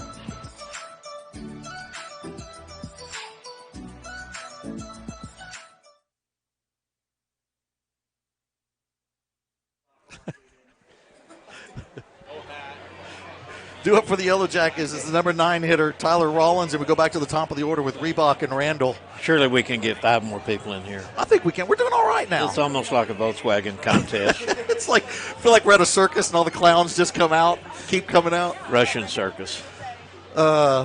Mason Severe listening in. I haven't seen Mason in a long time. You stole my thunder. Oh, sorry. I love Mason. I do too. Mason worked for me, worked for Coach Payne. What a great asset in the clubhouse and the dugout. I remember seeing Mason all the time. Swinging on the first pitch is Tyler Rollins. Line drive to center field, but Stowers will grab it. And a first pitch out here for Johnny Lowe in his 3rd inning of work. Me and Mason used to have a deal. I would have him say Mike Schmidt. Mason loves saying Mike Schmidt. Who we need to clarify from way back early in the season, wore number 20. It wasn't 12, 25, wasn't it? No, it was 20. 20, yep. Okay. But you had said he wore 12. I let that go, but now that you brought his name up again, I can't let it go twice. Huge mistake on my part. Almost as much as Landon dodging a ball that wasn't even going to come near him. Is that a cup you get from the concession stand, or is that from his room? That's a concession no stand. No wonder tuition's so high. It's a 1-1 count to – actually, an 0-1 count, excuse me. Looks like a silver setting. It's a pretty cool cup, though. I like it. It's small. This is from Landon. He wasn't looking this time. Down. He was looking down.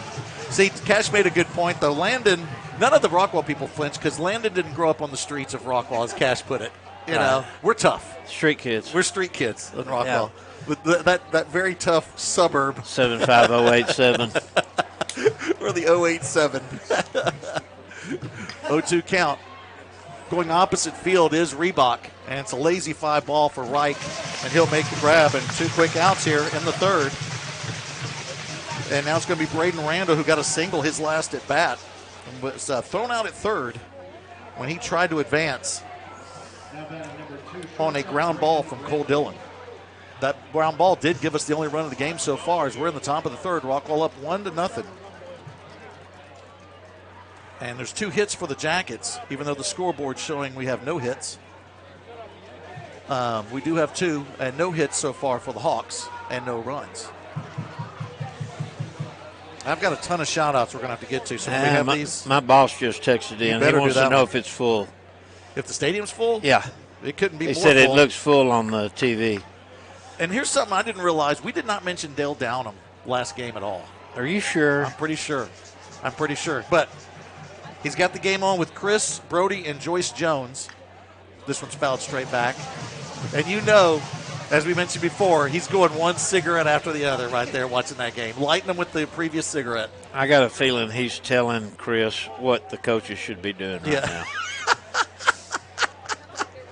Why is he batting 3rd? I wouldn't even put him in the top of the order. Fastball outside. You're right. Dale's got some hot opinions. You know, when Chris played for me, Dale would. When you start out the conversation, look, Coach, I don't always agree with you. You know. It's not going to go well. It's not going to go well at all. But he is going to speak his opinion, and I respected that. You bet. It's a 1-2 count here to Braden Randall. Cole Dillon on deck. Andrew Tellia in the hole. 1-2 pitch. Nice ball. This is high. Looks like Johnny Lowe burned one there to see if he could get Braden to chase. I think Cole dyed his hair. He looks a lot more blonde. He's the only one. Yeah. They call him Q-tip. It is white. Q-tip. It is white. 2-2 count. Timeout at the plate. I want to thank everybody for listening. Name a couple of our sponsors, Jerry and Holly Archer, RHS class of 1990 and 2008. Are we going to let Jerry go on this one, or do we have to bring up that age Well, difference? It's also going to be slow chopper back to low. Easy play. 2031, 2032, 2033. They're going to be graduates. Oh, that's right. Yeah. And then Jerry will be 2,033 years old. All right, we'll go down to the bottom of the third inning, and Rockwall still hanging on 1-0.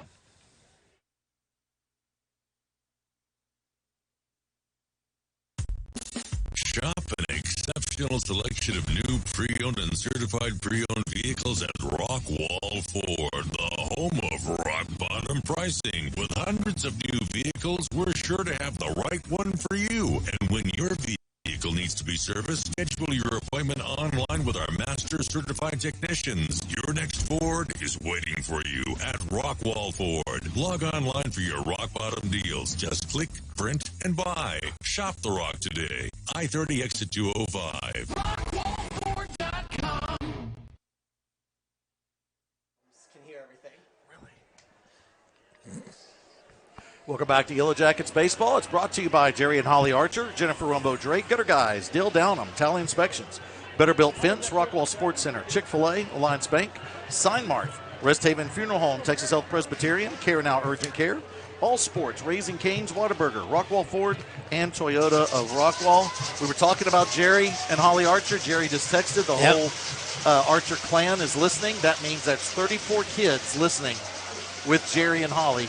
Former Rockwall baseball coach Brian Gaffney texted in, and why I have such a passion for Smooth and his stolen bases was because Gaffney had that same passion. He was like 23, 24,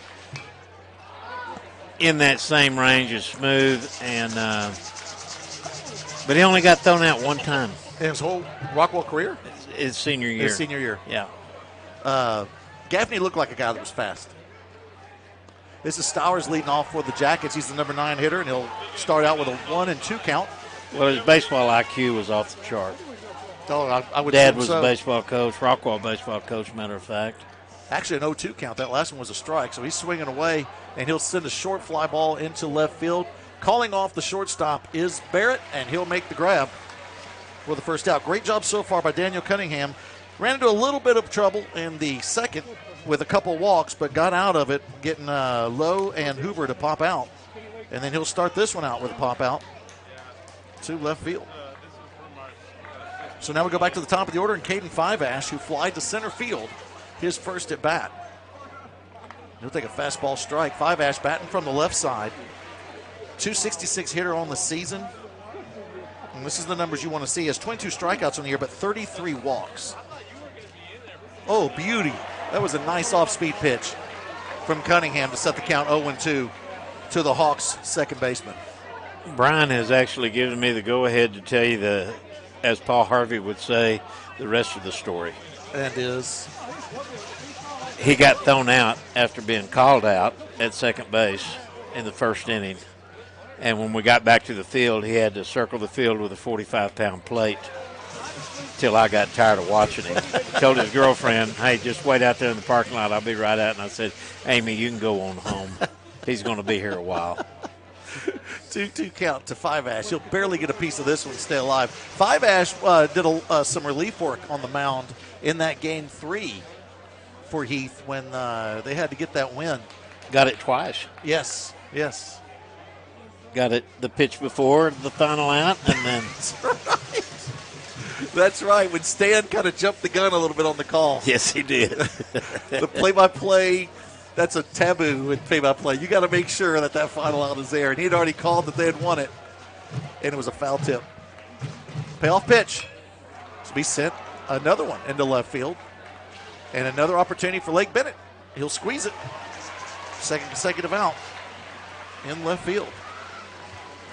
So now it's Carson Croca stepping in. He flied out to center also, his first at bat. 3 to left, 2 to center, 1 to right.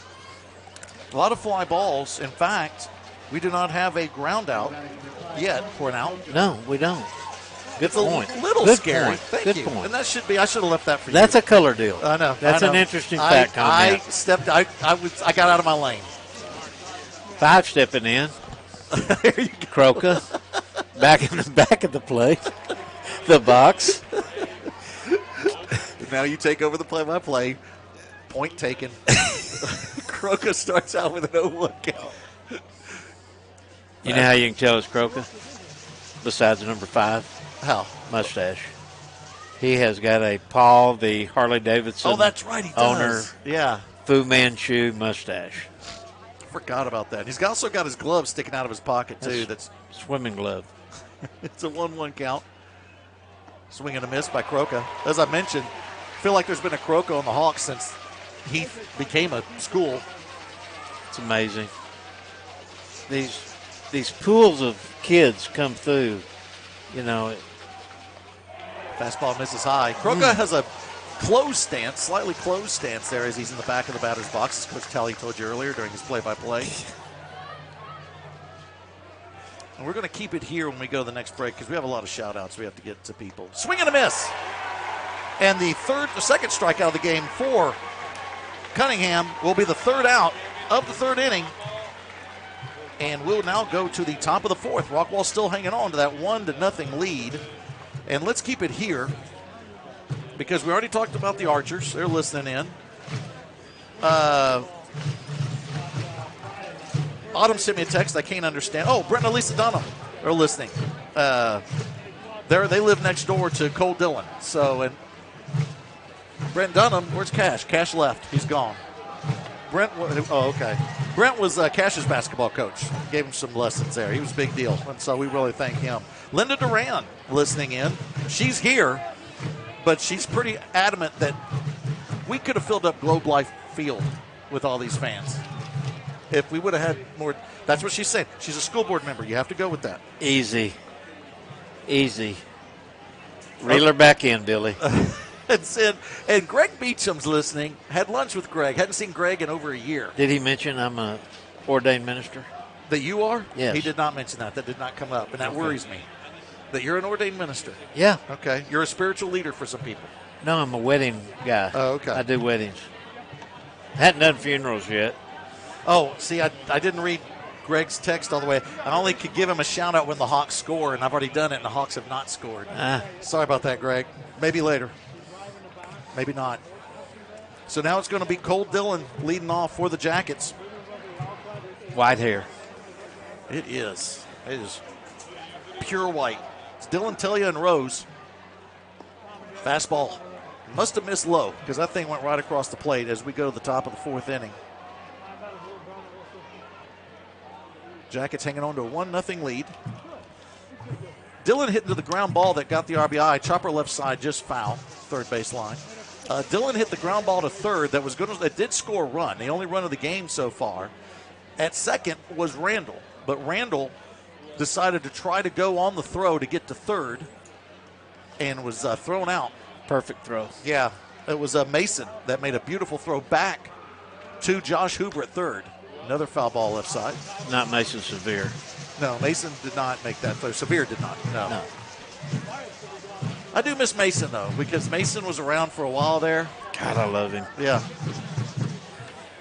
Dale Downham is having a tailgate party? Who knows? He's got all his kids. Chopper left side, under the glove of the third baseman, Josh Hoover. First error of the ball game, and it's going to be a two-base error because Dillon doesn't slow down. He'll go right into second base. Great hustle from the Rockwall catcher.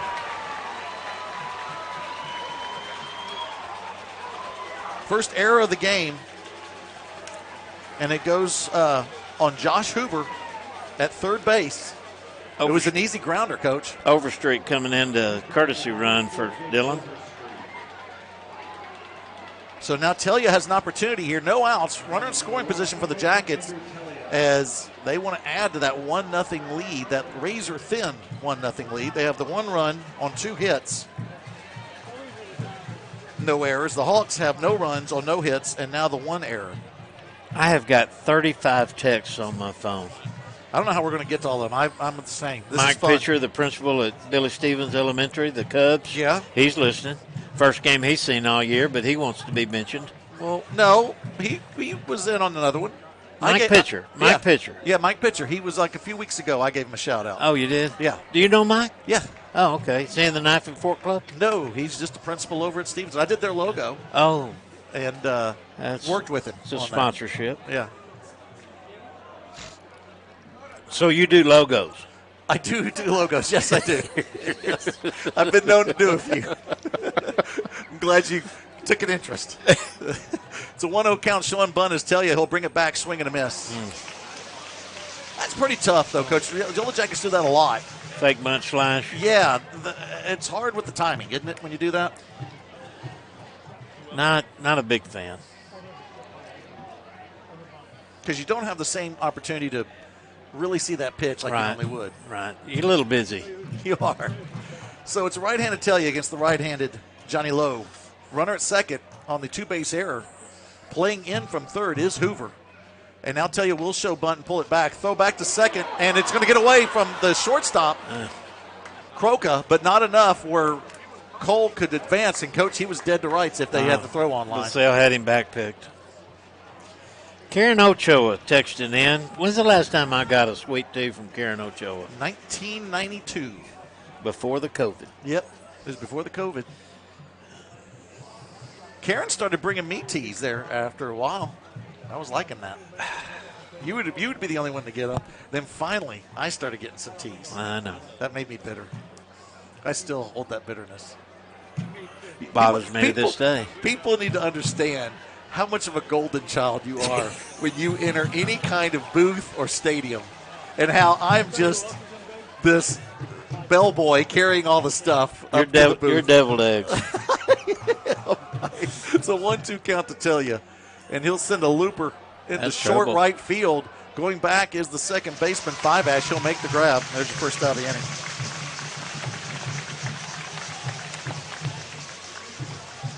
I mean, it's amazing. My favorite was at McKinney Boyd when we were talking about stuff, and those assistant coaches were up there shaking their head.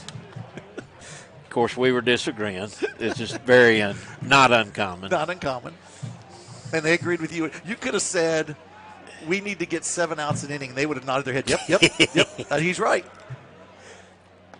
Fastball misses high here to Mac Rose, who struck out swinging to start the second inning in his first at bat. And I wish I was as built as that home plate umpire. He is, man. I would have been stealing everybody's lunch money. That dude, he's doing some jazzercise every day. A Jack LaLanne knockoff. He really is. 1-0 pitch here. Be driven into center field. It's a high fly ball. Not going to do much for the Jackets. Coming in and still coming in and finally grabbing it is Stowers. He had to come in a long way, lost his hat in the process. But Rose will pop out to center, and Rockwall can't advance that runner at second, Coach. And now it's going to be up to Tate Sloan.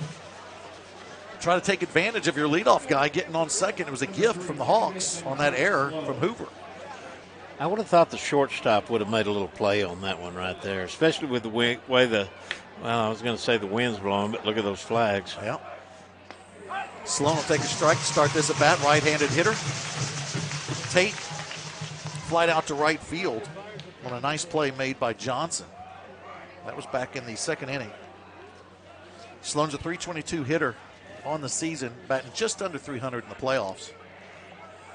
Big RBI to get the win against Midway, the only run of the game. Game 2, fastball strike, and now the count goes 0-2, and Tate's going to have to shorten that swing and get a little defensive at the plate. 2 down. Got to make something happen. Yep. Obviously, the runner will be going on contact here. The runner at second is Overstreet, who's a courtesy runner for Cole Dillon, who reached on an error. Son of Luke Overstreet, former football coach at Rockwall High School. Luke Overstreet's a good name. Yes, it is. So is Flash Gordon. Sure is. There's just a piece of it is Sloan getting it, staying alive here in this at bat. Do you think their last name is Gordon and he just went with Flash? It has to be. Would any parent just name their kid Flash when their last name's Gordon? I saw it on TV. Somebody named their kid Seven. Like George Costanza wanted to do? Absolutely. Fastball misses outside. That was a good eye there from Sloan, man. That was close. Billy Quinton along with Randy Talley. We got Mesquite Billy on the camera, who's doing an outstanding job so far. We told him we're going to compare him and Sweet Willie. There's a drive to center field, but it's right at Stowers. He only has to go back a couple steps, and he'll make the grab. And there's the inning. Rockwall gets the leadoff man at second, but he cannot move. And there were no runs in that inning, no hits. There was that one error, but it doesn't hurt them. And one man left on base. We're going to go now to the bottom of the fourth inning. Rockwall still hanging on 1-0. It's Yellow Jackets baseball on RockwallISD.com, powered by the SportsGram Network. You may have heard it said that integrity is how you act when no one is watching. That's why you can find us at nearly every community event volunteering, sponsoring, and donating. We don't do it to be seen. We do it to serve. Serving our community comes first. You've seen these faces. You see them at the store, the ball game, and at church. Everywhere you look, these are the faces of your community, your neighbors, your family, the people you trust. Over the years, we've grown, and our communities have grown with us. We've been there for that new business, that expanding business, that new home, that new to us home, college, that emergency, and more. We will keep being there, because that's who we are. Alliance Bank, your community bank. Alliance Bank, where community comes first. Member FDIC, Equal Housing Lender.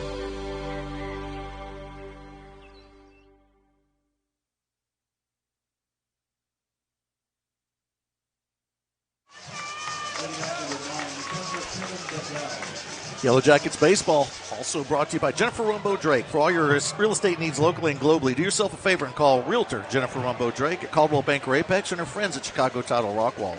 Check them out at itsjendrake.com and dormanbell.com. Also brought to you by Gutter Guys, owned and operated by Rockwall High School alum Robert Peoples. Leading off for the Hawks is Kevin Bazell. Now has a 1-1 count. Kevin popped up foul to the catcher, and he'll hit a base hit left, just to the left of Smooth Randall, and that's the first base hit of the game for the Hawks. And you knew Bazell was going to get on track. Yeah. Jerry Archer said he's good for our viewership. Oh, definitely. Ryan Butler coming in to courtesy run for Bazell. He says that his 35 kids are listening and watching, and he's even calling the neighbors and in-laws. Oh, good. So by the time this series is over, he'll have 37 kids. That's how quickly Jerry works. But luckily, he's 35 years older than his wife, Holly, and so she can handle it. Pete had a pretty good comment right there, I got to tell you. Fastball strike here to start the at-bat for Caston Mason. Pete wants to know the over and under on listeners who actually know who Jack LaLanne is. Exactly. I'm putting it at 3. I think that's a good call there. Mason with the 0-1 count. There's an off-speed pitch. That catches. Wow, what a nice one. 0-2 count here to Caston Mason, who struck out swinging his first at-bat. Mason in the playoffs hitting .351, 10 RBIs. Unbelievable. Has a home run and 3 doubles. On the season, .371 hitter. Just the kid knows how to handle a bat. Throw to first, back in time is Butler. Rockwall hanging on to a 1-0 lead as we are in the bottom of the fourth inning. Staff Sergeant Kenny Griffith, thank you for your service. All right. Yes, thank you. Let's be a foul ball to the left side. Staying alive is Mason. Leads the team with 44 RBIs on the year. And has the 3 home runs. That's second on the team. Behind the 5 home runs by Bazell, who got the base hit to get this inning started. In the stretch is Cunningham. He'll come home with the 0-2 pitch. Slow chopper right side, just foul. Stabbed there by Mac Rose over in the first base coach's box. David Gonzalez listening in. All the Gonzalezes, I believe, are listening in. The Fraziers, Heather and Hayden, Hannah, Hunter, all the H's. All the H's. They're listening. Helen Rose. This pitch is outside. It looked like that Cunningham was burning one there to see if he could get Mason to chase. He did not.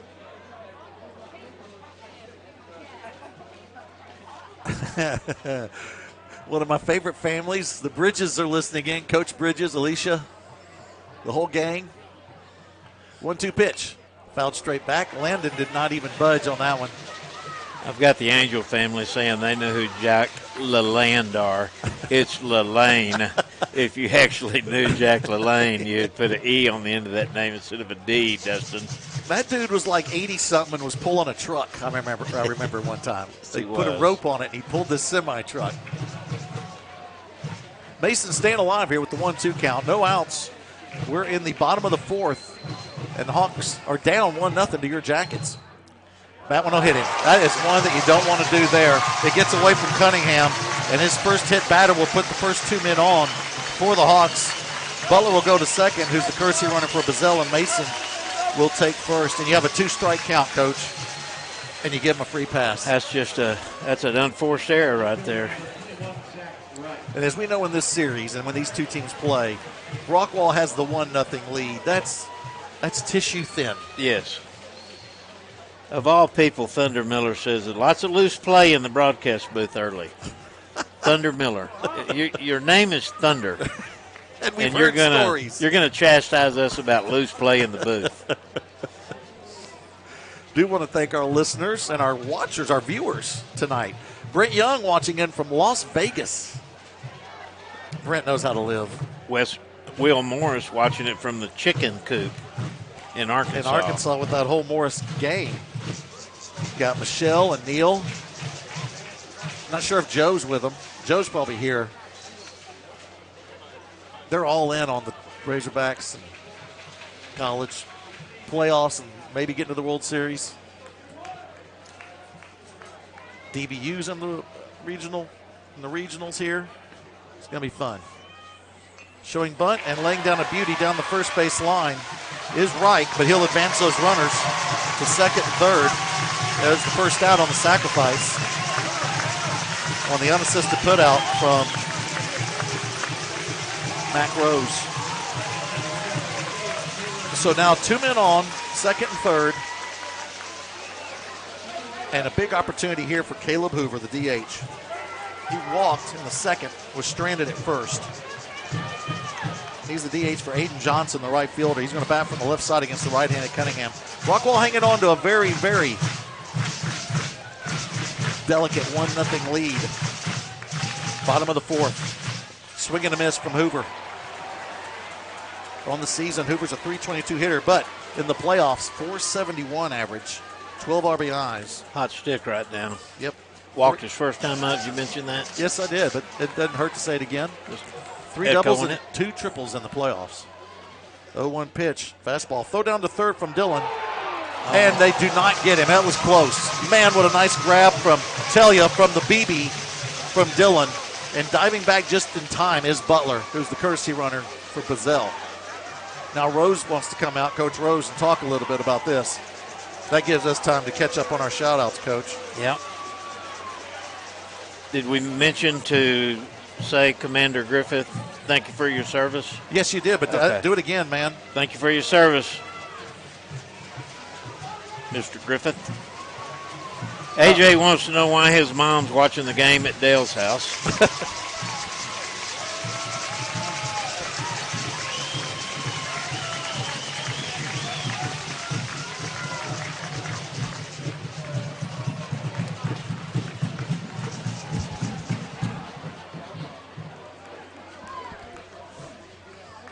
So now with the 2 men on, a foul ball here straight back from Hoover. Sets the count now 1-2. As Coach Rose got over with his conversation there. Susan Johnson listening in says her and her mom used to do exercises with Jack LaLane in those overalls or those coveralls he used to wear.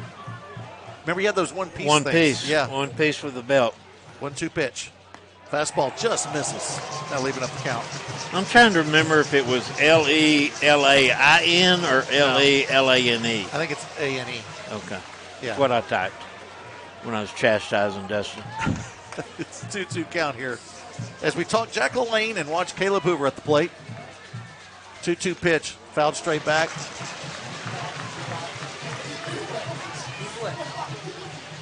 He flinched. Yes, the ball came right back and landed flinched again. We thought he had learned.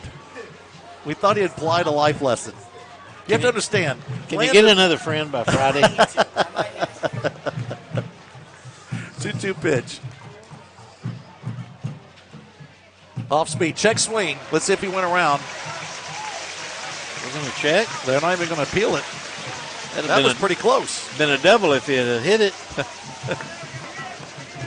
That sets the count full now to Caleb Hoover, who worked a walk his first at bat. Maybe working another one here. Moving the left fielder over toward the line. Payoff pitch. Fastball is going to be lifted to left field. This could be an opportunity for a tag. Coming in is Bennett. He'll make the grab. They're not going to tag. He'll throw in, and beauty on the run. Lake Bennett makes a beautiful one-hop throw to the plate. That would have been close if he'd have gone, Coach. So that's 2 outs now in the inning. And a big decision there by Coach Harvey, Coach, to not send him, but that may have been the best decision after seeing that throw from Lake. I want you to do your shout-out for Ellie, who raised $4,240.25. I will. What I want to do is keep it between innings so we can have more time to talk about it. Okay, all right, good. Because we're very proud of what Ellie did. Fastball strike to Johnny Lowe, trying to help his own cause. He's the starting pitcher. Has worked 4 innings. Oh, my gosh. We forgot to give John and Ben their shout-out in the 3rd inning. Oh, no. Off speed. Now the count goes to 0-2. And I'm being chastised that I haven't given Autumn one yet. So, to my current wife, Autumn Quinton, thanks for listening. That's not going to go over well. No. Fastball in the dirt. Dustin, there are literally thousands of people here from Rockwall. Please quit texting me and telling me all who's here.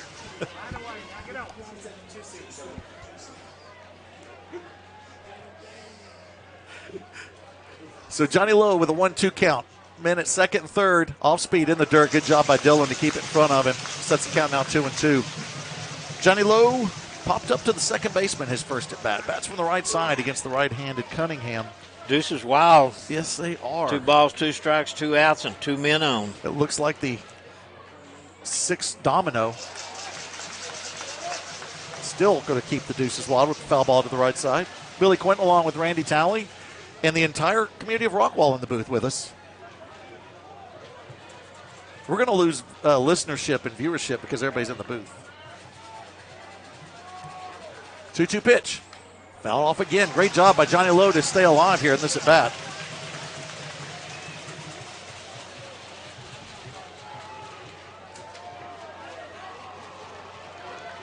Hey, we need to give a shout out to Ariana, the writer for the Dallas Morning News, who came in and had a little chat with us. We thought she was a paper boy. Thought she was 12. 2-2 pitch. Off speed. Swing and a miss. A great pitch from Cunningham, and the entire dugout will come to meet Daniel and the first base line as he just threw a beauty to get out of the inning. So there was 1 hit, 2 men left on. There were no errors in the inning and no runs across. Whew. Going to the top of the 5th. Rockwall hanging on to that tissue of a lead. 1-0.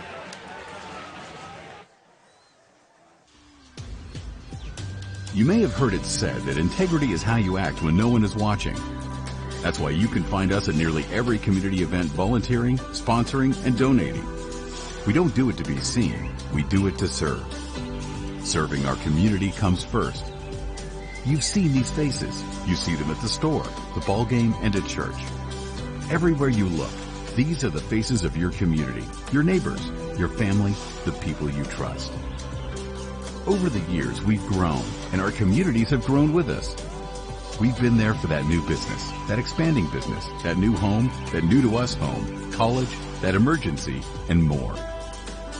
We will keep being there, because that's who we are. Alliance Bank, your community bank. Alliance Bank, where community comes first. Member FDIC, Equal Housing Lender.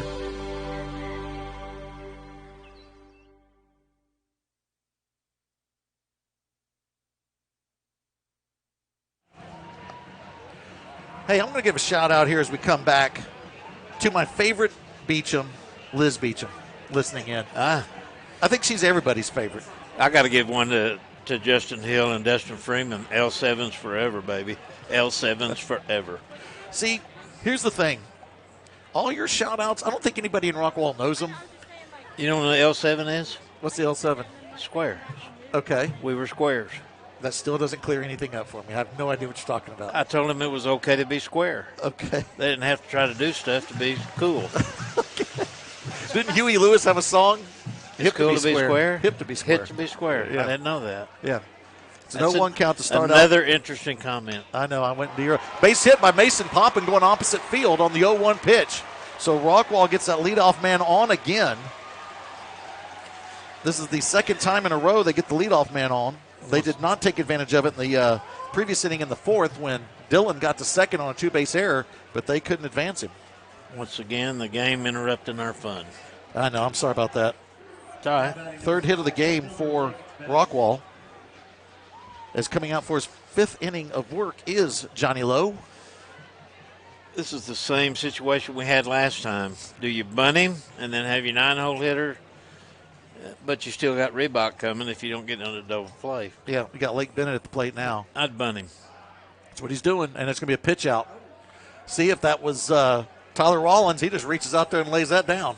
That's how he got the squeeze play win on that bunt against Heath way back. Squeeze a pitch out. He did, and laid it down perfect. Yes.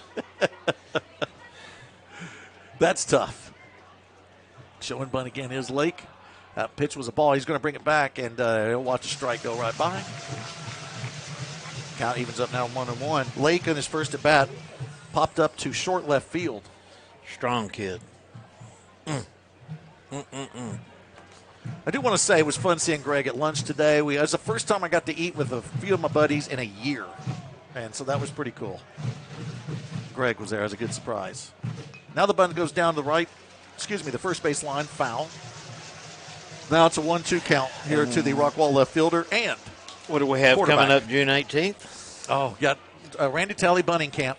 In my garage. In your garage. 3 days, 25 minutes a day, $200, and we're slipping sliding on Wednesday. Yeah, that doesn't sound creepy at all, having a slip and slide in your garage. We're going out in the for backyard $200 for that. on Wednesday. The 1-2 pitch. Fastball misses high. The count evens up 2-2. Feel like that's a well spent $200. They're going to know how to bunt. I guess they will. Are girls invited? Are you going to let girls do it? No. Callahan Huber just told me he wanted to get in the bunting camp. Oh, good. Off speed. Oh. Just goes over the head as hit him. Lake ducks. So the count goes full now. Blake Bennett also not only your left fielder, but your quarterback for the Yellow Jackets. Lake Ducks. Lake Ducks. I like that. Good. That should go on your resume. You said it. I know, but you're the one that found it. I didn't know it. Payoff pitch here to Bennett. Pond Ducks. Off speed. Chopper left side. Base hit. Playing in was the third baseman, Hoover. And then going to third is Poppin as he was running on the pitch. Hit and run. Yep. And now Rockwall has runners on the corners with back-to-back singles. And that's the fourth hit given up by Johnny Lowe. And now it's going to be Tyler Rollins of squeeze bunt fame at the plate. Do you think about that again with a runner at third? It's on your mind. Yeah. It's got to be on Coach Harvey's mind. More importantly, it's on Coach Harvey's mind and the Heath Hawks. Because Tyler can lay down a bunt on you. He lined out to center field his last at bat.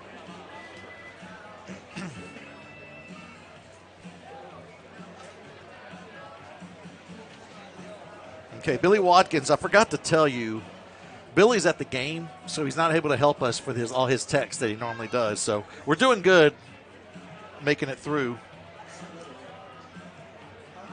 And Frank is here at the game, Frank Conselman. So Frank was going to drive us on Friday. He was going to be our driver in a Tesla, and you're not going to be available. A Tesla? Yeah, he has 2 Teslas. Frank does. That's how big time he is. Yeah, it's a his and hers Tesla. Yeah, the reason they can afford it is, Nicole's a doctor. Frank sells fake armadillo poop. So I'm pretty sure that Nicole brings in a little bit more money than Frank does. Now, wait a minute. He's still selling the trinkets? Yeah, he sells all the trinkets. Okay. You don't make any money being school board, I can tell you that. So he's still got to sell the trinkets. Kickback. Tyler Rollins now with an opportunity here after the conversation's done with Coach Harvey and Johnny Lowe. Runners on the corners, no outs, pitch out. And they were expecting the same thing, Coach. And, man, a throw down to third would have been close. I'm surprised Brazil didn't let that rip.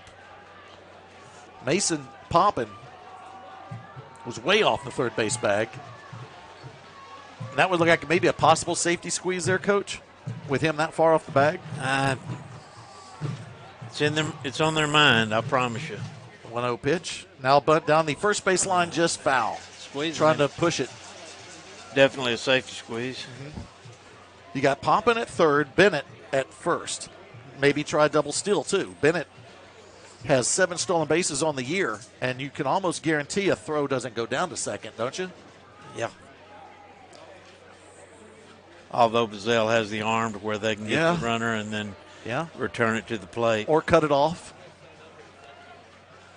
Or act like they're chasing it in center field. 1-1 pitch. Bunt. Oh, it's another pitch out. Now they're going to maybe get him. And the ball gets away from Hoover. And the run will score on the throwing error. And Rockwall will go up 2-0. Oh, they had him, Coach. Dead to right. You got to go E2 on that one? Without a doubt. Going to second is Bennett. And it's a 2-1 count now to Tyler Rollins. Bet he's swinging away now. And of course, a bunt right here is still good. Yes, it is. No outs. 7 ways to score from third instead of second. Given the signals, what are you thinking? 34 Billy? No, we're going 33 regular pass on 2. No 80 trap? Nope. Unless you go balance right. If you go on the balance right formation. 2-1 count here, too. Trips left. And inside move. Inside move with no throw. Rollins will step out of the batter's box. Big moment here in the ballgame. Rockwall now goes up 2-0. Johnny Lowe gets emotionally involved in these games. Let me tell you, it matters to him. Second error of the game for the Hawks is very, very crucial here in that run for Rockwall, as it went from it looked like Poppin was going to be picked off to Rockwall getting another run. Yeah, he was definitely picked. That was a strike on that last pitch. So the count evens up 2-2 here to the Rockwall 9 hitter in Rollins. Coach, I am surprised that they didn't try to bunt Lake over to third. Now you got 2 strikes. He's showing bunt. Probably bring it back. He will. And a fastball. Woo! Bubba Youngblood finally found our broadcast. He's been listening to the Hawk broadcast. Oh, my goodness. How does he not realize when he's listening to a professional broadcast on the other network, it's not us? We're talking Jack LaLanne, Snickers bars, Landon flinching. Off speed, driving to left field. Let's see if it falls into play for a base hit. It does. It's a Texas leaguer that hits the line. It's fair, and Rollins will be on with a base hit. 3 consecutive hits for the Jackets. Bennett will go to third, had to hold up there, and that was a jam sandwich, Coach, that worked in Rockwall's favor. We'll take it. That set Rollins 1 for 2 on the night. 2nd hit of the inning. 5th hit of the game for the Jackets. Once again, Staff Sergeant Kenny Griffith, thank you for your service. Keep it coming, man. We had just finished up Memorial Day weekend. Think about all those that he's a big part of the carry the load, too. Yeah. He sort of heads up that Heath Department of Safety. Well, Terry Garrett's big involved in that, too. Terry was over there with Heath for the longest time. Real big into that. Yep. Real big into that. And now is our Rockwall County Sheriff. Coach Harvey making a... I think we might have a change here. This is a free visit, by the way, by Coach Harvey. Is there an injury concern? Nope. Coach Rose called timeout to talk to his hitters. Okay. And while there's timeout called, you don't get charged with a visit to the mound. Now that is why we got you here. That's an interesting comment. That is. I did that once and told the umpire, I just want to go see if I can have a free visit to the mound. They said, you can. We're back to the top of the order with Barrett Reebok, who is 0 for 1 tonight. He did reach in the first, came around to score on the ground out from Cole Dillon, and then lined out to left field back in the third. So officially 0 for 1. But a big opportunity for him here with runners on the corner, still no outs. Our boss just told us to turn up the crowd, Mike. Okay. I did. Well, you have to listen to him. Not Pete. Steve Glenn. Oh, Steve Glenn did? Yes. Oh, man. You better listen to him. Now you're straightening up. Yeah, I am. Get the collar straight. We had an issue today trying to get some MiFis, and then we get here and we find out we can just hook up to the Ethernet. Everything was good. Swing and a miss from Reebok. Do you remember cutting me off when I was reading out Carl Rieger's menu that he was making for all of us at the tailgate in Frisco? I don't. He's going to be at Bridgeport. Okay, good. And he's bringing shrimp, ribs, chicken, brisket, all of it. Good. It's his birthday, too, by the way. Oh, happy birthday. 1-1 pitch, going to be fouled back. Landon stood firm. Ask him what kind of surfboard he has, skateboard. Is it a longboard or a shortboard? Longboard? You got the hat Yeah, on the hat backwards. really That's what looks he good does. backwards. You look like 12. Entering a yo-yo contest. 1-2 pitch in the dirt. Count evens up 2-2. Yeah, for all those 12-year-olds that have a beard. Landon has a beard. Well, we had a 23-year-old who gets carded for buying a Sharpie. That's right. Why not? That's a good point. Barrett Reebok with a 2-2 count. Rockwall with a 2-0 lead. We're in the top of the fifth, and they're still trying to add to it. No, I went back like a week before that. See, the only thing I worry about. Steve said his screen froze. Well, I think we're back. Everything's back. Okay. You don't want to pull the curtain back too much there and scare people. That's when you said, I don't care what he thinks. No, We're not turning the crowd back up. That never happened. That never happened. We're not bringing you Snickers anymore. 2-2 pitch. This will be driven into left field. Possibly an opportunity for a tag, although it's going to be short left field and grabbed by the shortstop. That's Croca making an outstanding play. No opportunity to tag. What a great play made by Carson Croca, excuse me.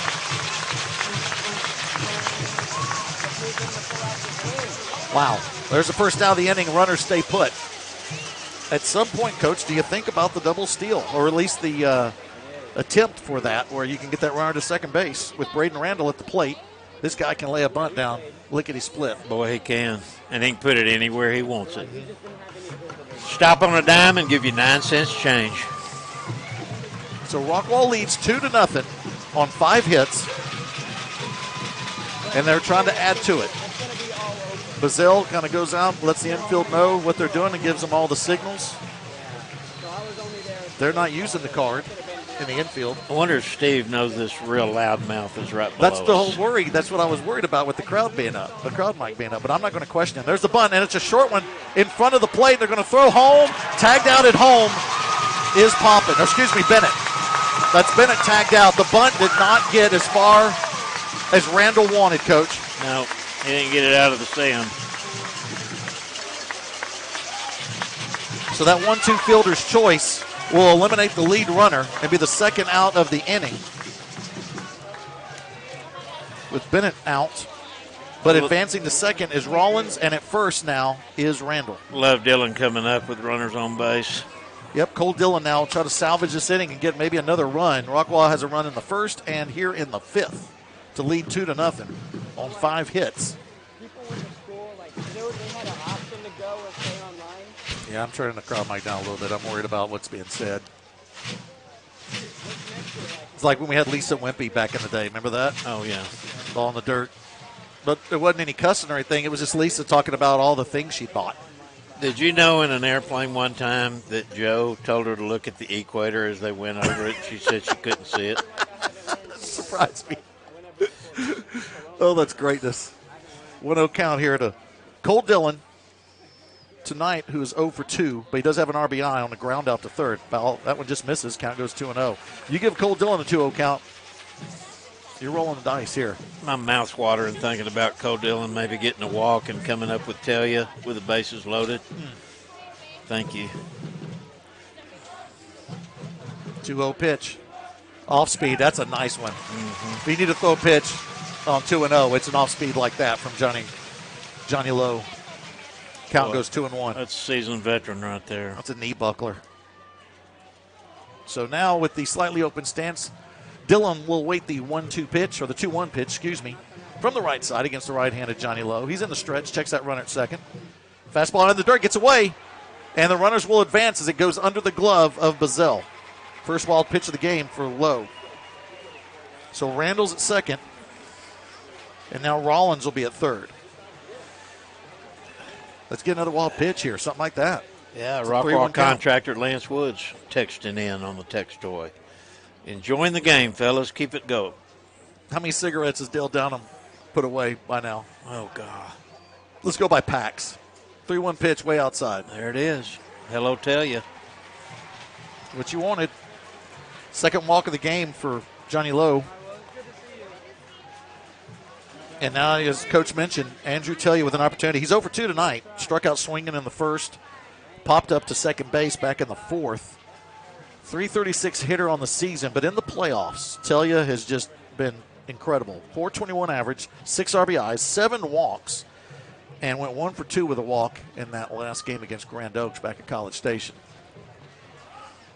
We've gone the whole spectrum here of all the games we've called, either at a table when it's 100 degrees or in the booth. You bring up Mumford? We haven't done Mumford yet. I'm just talking about this year. Oh, well. This year in the playoffs. We're outside there at Wiley. And at Naaman. Naaman was comfortable. Yeah, we were on the table. Yep. That's when I first got my first hug from Hadley Cape. There you go. 0-1 pitch. This one's in the dirt, gets away. Rockwall will get another run. Coming home for the Jackets is Rollins, and there's that third run on the wild pitch. Going to third is Randall. Oh, Coach. Oh, see, now Steve Glenn has said, yep, I hear the loud guy in the stands now. Okay. I got a big-time shout-out coming out here in a second. 1-1 pitch. Fastball outside. Count goes 2-1. I feel a base hit here, but I tell you. I really do. Little sister. Listen to the gut. Okay. What you got? Thanks for listening. What? I feel like we got a base hit coming here from Talia. Okay, good. Gut feeling. Everybody else is listening. Why should I? 2-1 pitch. To Talia. Fastball. Right. Oh. I'm going to say ball 3. I don't know where that missed. As outside. Berkeley Quinton listening in. Really? Yep. She's with her gang. Dylan and Brennan also listening and watching. Glad to have them aboard. 3-1 pitch. Fastball misses outside, and there is the second consecutive walk. And now the bases are loaded for the Jackets. Third walk of the game for Johnny Lowe. Second in a row here in this inning. Now batting number 6, Mac Rose. And this is a big opportunity for Mac Rose. 0 for 2 tonight. Rockwall already up 3-0. They can bust this one wide open if Mac gets a hold of one here. Did you tell Sweet to come over here and look up information? No, he's a county judge. He does whatever he wants. You can't stop him anymore. Back when he was like just a city councilman, right, you could do stuff, but not now. He's got the county judge plates. Just goes and does whatever he wants. Did those start out with a certain number or letter? Oh, yeah, they do, I think. Really? Yeah. His plates are like half the size of the other plates, though. Mac Rose awaits the first pitch, fastball strike. I'm saying that because we're the smallest county. That's what I was going for. Oh. Not really. I just want to make David feel better. It's an 0-1 count here to Mac. Bases loaded. Nowhere to put him. Big moment in the ball game. Off speed. Just misses. Now even up the count now to the Rockwall first baseman. Mac has started all the playoff series except the Naaman Forest series on the mound for the Jackets and gotten those game 1 wins. He was injured. Yep, he was injured in that Naaman Forest series. He was injured bad. Fastball, strike. Now the count goes 2-1, or 1-2, excuse me. Yeah, had a gash on his knee, and that was in the seeding game. Right. That thing looked ugly, but did a great job of getting over it, fighting through it, and getting back out there in the Midway series. Big part of that Midway series. Rockwall up 3-0. Looking for more, but it's a 1-2 count to Mac Rose from the left side. That's outside, and the count evens up. 2-2. At third is Braden Randall. At second is, did we have the courtesy runner come in for Dylan? Yes. Okay. Overstreet. Okay, Overstreet. And then at first is Tellia.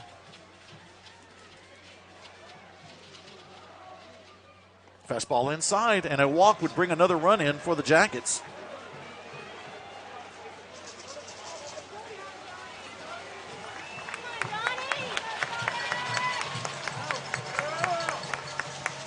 Big moment here.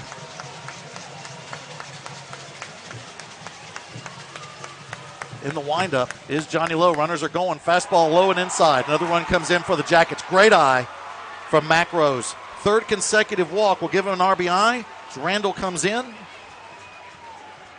And Rockwall now goes up 4-0. Now Dillon, or actually Rover Street, will go to third. And then going to second's Tillia, and at first is Mac. So we're going to have a pitching change, I do believe, Coach. So let's take a timeout while we have that change. You're listening to Yellow Jackets Playoff Baseball on RockwallISD.com, powered by the SportsGram Network.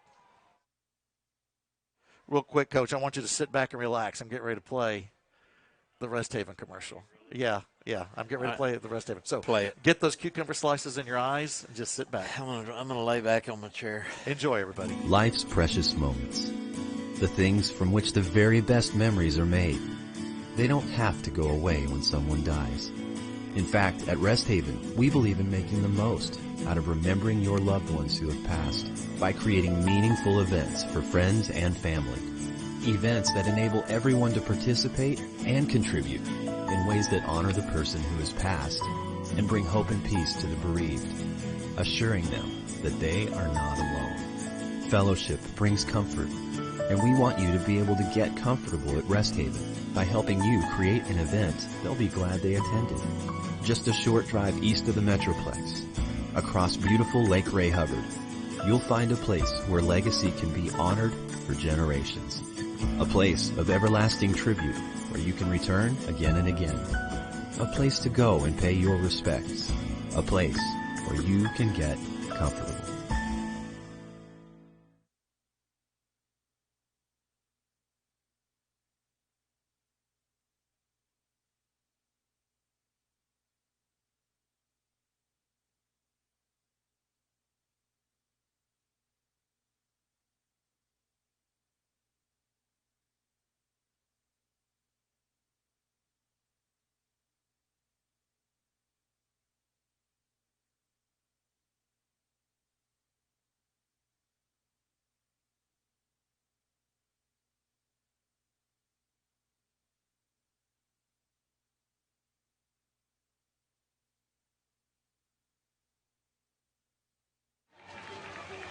Welcome back to Dallas Baptist University. Rockwall has got 3 runs across here in the 5th inning, looking to add more. That 4-0 lead.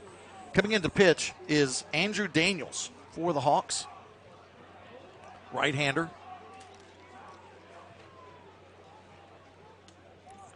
And already got a little bit of a conference here to get straight on the signs.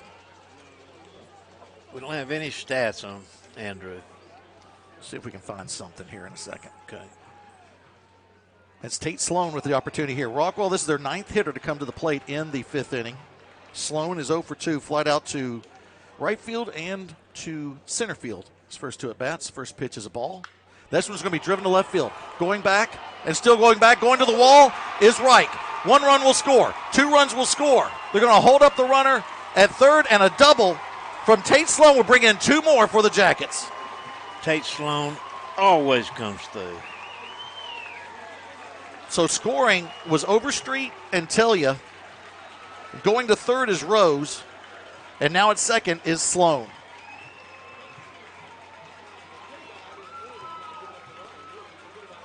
And that is 5 runs across here for the Jackets here in the 5th inning to give them a 6-0 lead as they will bat around. And a second opportunity for Mason Poppin here in the 5th. Always that inning, oh, ugly Sally. Mm-hmm. Can't do anything about it but grin. This first pitch is way outside, and an incredible save by Bazell. He looked like a goalie as he dove. And laid his net pads up against the whole net. That's another run in if he doesn't snag that. Maybe 2. Good point. This next one's outside, and the count goes 2-0. And right now, Daniels is struggling to find the zone, it looks like. That was a shot from Tate Sloan. That is his 9th double of the year. The 10th hitter for Rockwall in the inning. Mm-hmm. This will be a fly ball center field from Poppin. Actually, it's going to be Croca going back from short. He'll make the grab in short left center. And that'll be the inning, but not before Rockwall does the damage.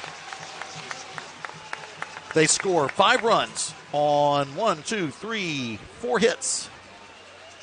There was 1 error and 2 men left on base. And then we now go to the bottom of the 5th inning. Rockwall with a much more comfortable 5-0 or 6-0 lead here as we go to the bottom of the 5th. It's Yellow Jackets Baseball on RockwallISD.com, powered by the Sportsman Network. Hi, I'm Kara Hooks, and I'm a Rockwall High School 2004 alumni, and my family owns Rockwall Sports Center. And hi, my name is Taylor Bullock, and I have worked at Rockwall Sports Center for 5 years now, and I'm also a Rockwall alumni that graduated in 2007. We grew up here, we started families here, and we decided to open Rockwall Sports Center to help serve our communities and our schools.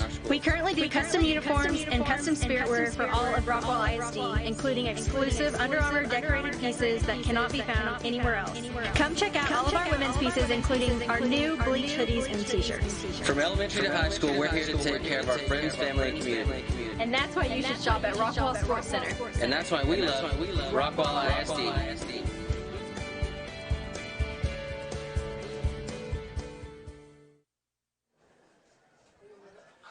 Yellow Jackets Baseball brought to you by Rockwall Sports Center, Chick-fil-A, Alliance Bank, Sign Mart, Rest Haven Funeral Home, Texas Health Presbyterian, Care Now Urgent Care, All Sports, Raising Cane's, Whataburger, Rockwall Ford, Toyota of Rockwall, Jerry and Holly Archer, Jennifer Rumbo Drake, Gutter Guys, Dale Downham and Tally Inspections, and let's not forget about Better Built Fence. Those are your sponsors for tonight's ball game and most of the season. Leading off for the Hawks to try to carve into that 6-0 deficit will be Josh Hoover, third baseman. Takes the first pitch inside. This next one's also a ball to start the count now, 2-0. Josh, flight out to left field. An incredible catch made in left field by Lake Bennett. It was a foul ball. He caught it right up against the wall in foul territory. There's a pitch for a strike. Count goes to 2-1. Longino texted in, wants to know if I can get him a discount on one of those spots at Rest Haven. Life's precious That's moments. morbid. The things from... There's a drive to center field. Grabbed by Reebok. Sorry about the quick Rest Haven spot there. I hit the wrong button.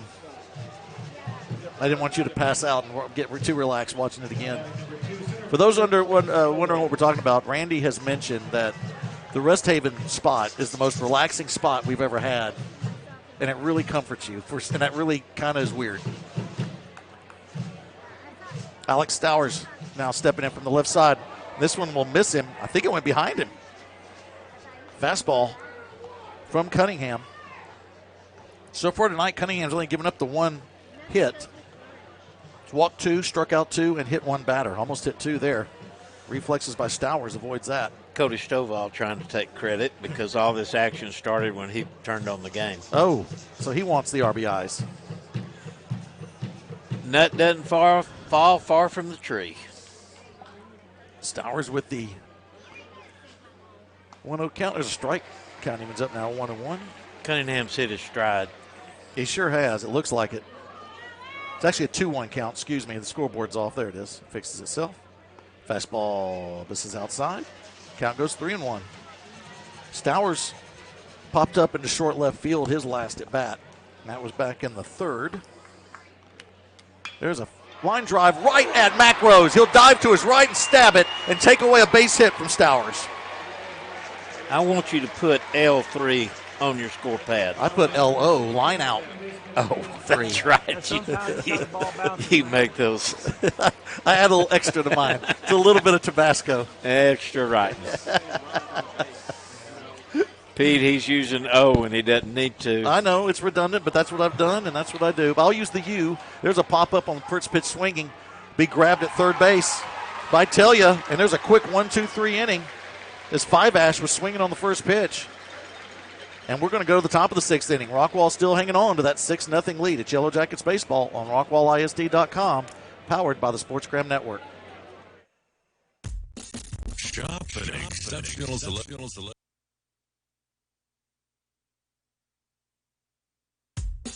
Shop an exceptional selection of new pre-owned and certified pre-owned vehicles at Rockwall Ford, the home of rock bottom pricing with hundreds of new vehicles, we're sure to have the right one for you. And when your vehicle needs to be serviced, schedule your appointment online with our master certified technicians. Your next Ford is waiting for you at Rockwall Ford. Log online for your rock bottom deals. Just click, print, and buy.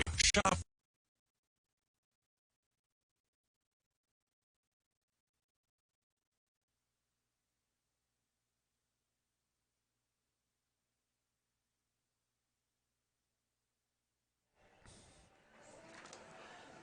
I want to thank Dale Downham for his sponsorship. It's in memory of Rockwall High School alum and 30-year Rockwall ISDR teacher Debbie Downham.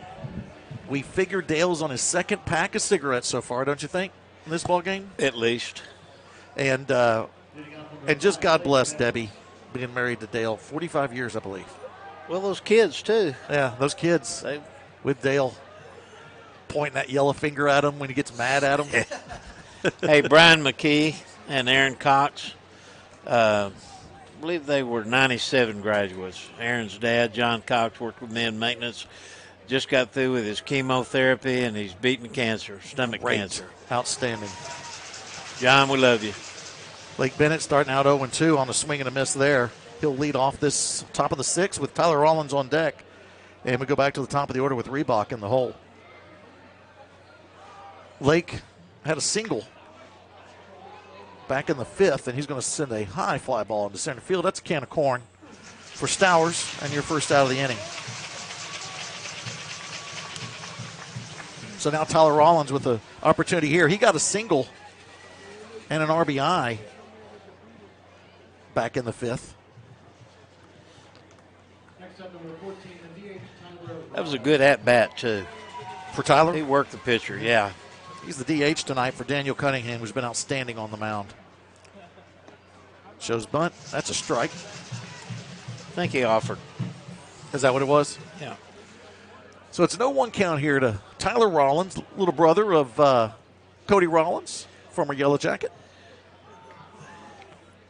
We've saw Cody a few times around Tally Field.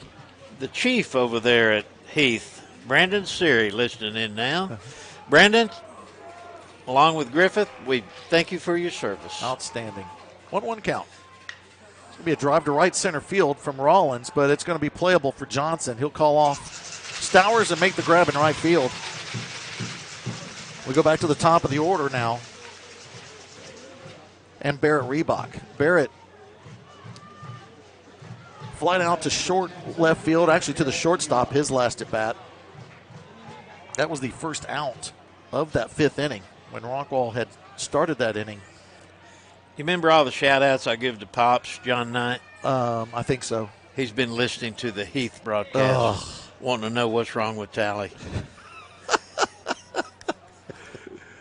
Okay. I'm going to leave that there. Everybody knows now that they're here, but on Friday, make sure, because both of our crews are here, make sure you pick the Rockwall broadcast. How do you confuse a Yellow Jacket for a Hawk? I don't know. They're two completely different animals. Well, the Yellow Jackets are orange. Right. And the Hawks are red. Right, that's a good point. The icon is even those colors. That's a good point. Pretty sure that Hawks aren't red in real life. Fastball inside. That one's on you, Pops. That one's all on you. Reebok's going to work a 4-pitch walk and get another base runner here for the Jackets. And that'll be Daniel's first walk.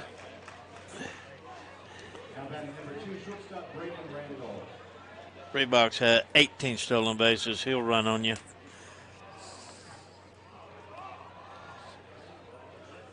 So that is, I'm giving you the numbers here for Johnny Lowe here in a second. And as his day is over, give those to you in a minute with Braden Randall at the plate. See what Smooth can do here. He's 0 for 3, actually 1 for 3 tonight. He did get a single, but was thrown out at third, trying to go from second to third on a ground out from Cole Dillon. I'm telling you, it's time for a bunt for a base hit. He'll do it. He did have that fielder's choice earlier when he was trying to sacrifice bunt, but he just didn't get enough on it. No. And I don't think it ever got out of the white. No, and that was Lake Bennett was thrown out at home. Yeah. First pitch is, actually the second pitch there is a ball. Billy Quinn along with former head coach Randy Talley. It'll be a shot to the right side. Nice stab there by Mason at first base. That thing was a worm burner. Mason kept that glove on the ground and grabbed it with the unassisted put out. So there's your inning. as Rockwall will leave one man on. There were no hits and no runs across. We go now to the bottom of the 6th inning. Rockwall hanging on, 6-0.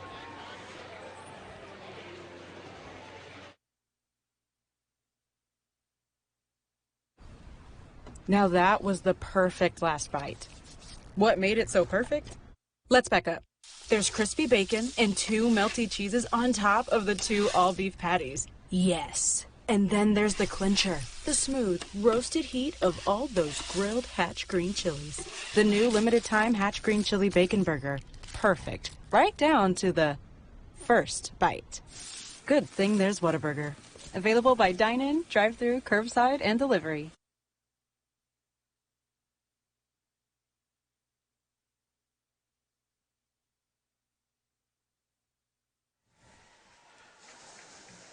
It's Croca, Bazell, and Mason due up for the Hawks as they've got 6 outs to play with here as they try to cut into that Rockwall 6-0 lead. Now, let me remind everybody, Rockwall led by 6 runs with only a half inning left in that seeding game, and Heath rallied for 6 runs in the top of the 7th of that game to send it to extra innings. So with a grand slam. Yep, so it is not unheard of for these Hawks to come back. I definitely don't feel safe, even with the 6-0 lead.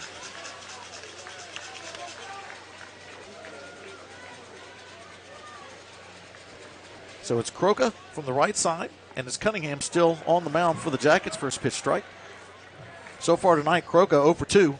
Struck out swinging in the 3rd. Flied out to center field. Back in the 1st, off speed, just misses inside. Looked like Croca wanted to wear that one if it came a little bit more inside.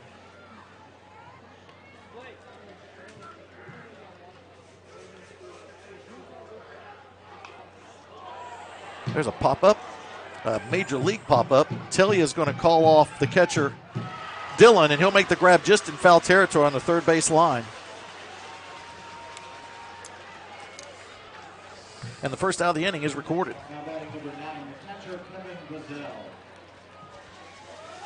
Paula Wilfong, head softball coach at Farmersville Fighting Farmerettes. Or are they called milkmaidens? What are they called? I would go with milkmaids on that one. Kevin Bazell at the plate now, swinging on the first pitch, and he turns on this one foul. He scares me. Oof. If I was the 3rd baseman, I'd be playing in left field. Bart Walters listening in. Who? Bart Walters from now the Gene Burton Academy. With the assistant principals over there. Used to be at Rockwall High School. Thought you said Barbara Walters. She might be listening. There's a strike 0-2 now to the Dallas Baptist commit, Kevin Bazell at the plate. So he gets a little taste of what may come here if he chooses to stay and go to Dallas Baptist. But there's a chance this kid's drafted, and he'll have a decision to make. Bazell has a 1-2 count. Chopper left side, just foul. What a grab, I tell you. It won't count, but he spread out and just grabbed that one in foul territory. A little practice. Yeah. Okay. Get excited over a foul ball. That's all right. It was a great catch. Okay. Boy, you just don't give anybody credit. Off the helmet. Gets away from Cunningham, and it'll be the 2nd hit batter of the game for Daniel. And Bazell will reach first.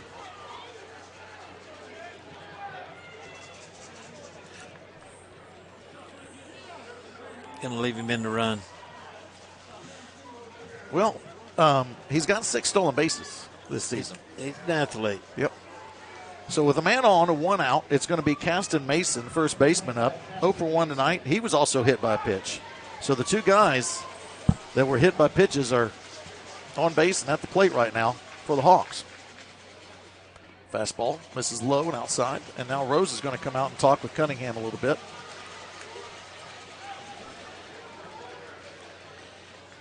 I cannot get these texts whittled down.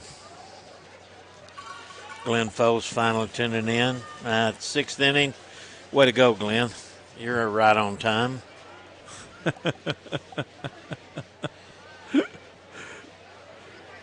We had Dwayne Kane and David Rako had texted in, but I missed it. They were asking if they could come up in the booth, and why not? Everybody else is. Have you ever heard of Trevor Adams? I don't think so. Ex-Texas Ranger? Huh. The baseball Texas Rangers. Trevor Adams. No, I don't. He works for the Heath department. Well, if he made the Rangers, he's pretty good getting to Major League Baseball. Actually, not only is he a cop, but he gives lessons to Heath kids. Wow. Melissa Barnes listening in, Sage teacher at Hayes and Ham. Thank her for tuning in. So the conference is over, and there's a strike. Not a first pitch strike, just a strike to Caston Mason. Set the count now 1-1. Trevor, along with Griffin and Siri, we thank you for your service. Siri that works for Apple? No, Dave Siri. Dave's chief. Oh, okay. White helmet. Oh, yeah, that's the big boy. Yeah. Yeah. That's the head cheese right there. That's one that has a microphone. And the, what's that called when you hold it up in front of your face? What? Megaphone. Holy cow, I had no idea where you're going. It's a 1-1 pitch. Fastball just misses outside, and the count goes 2-1 to the Hawks first baseman, Caston Mason, as I mentioned, 0 for 1 tonight. 371 hitter on the season, 351 in the playoffs. He hit that grand slam against us, didn't he? Yes, he did. That was a doozy, too. It was a no-doubter. Strong guy. Turns on this one, foul to the right side, Rockwall territory. You know, we look over in the stands. It's outstanding to look out here and see every seat taken. You got people going down both left field and right field lines. Nobody's left, have they? Nope. Everybody's having a good time. And you got people on the hill out here in left field. Oh, my gosh. There's a foul ball to the left side, going opposite field, trying to. Yeah, you got people on the hill where they have, that's the only part of the field where the fence is clear. You can see through it. They're 8 deep down here on the right field line. Yep. Now it dwindles down to 1 or 2 at the end of it, but Mesquite Billy, I know you're hearing us. When you have a chance between innings, show what the crowd looks like. You may have already done it. Fastball high. Now the count goes full. I got a feeling that Zell might be running here. Completely unorthodox, but it's pretty fast. Rockwall up 6-0. We're in the bottom of the 6th inning. 1 out, and he is running. Good call, Coach. And ball 4 on the payoff pitch. So 2 consecutive batters reach here in the meat of the order. That was Bazell, the number 3 hitter, Mason, the number 4 hitter. Now you got Zach Wright coming to the plate. So this would be an opportunity to make hay if you're Heath. Try to carve into that 6-run deficit. That's called a bullhorn, by the way. The bullhorn that you were hold up to your mouth? I call it like a megaphone. Archer's Car Care sent that in. Oh.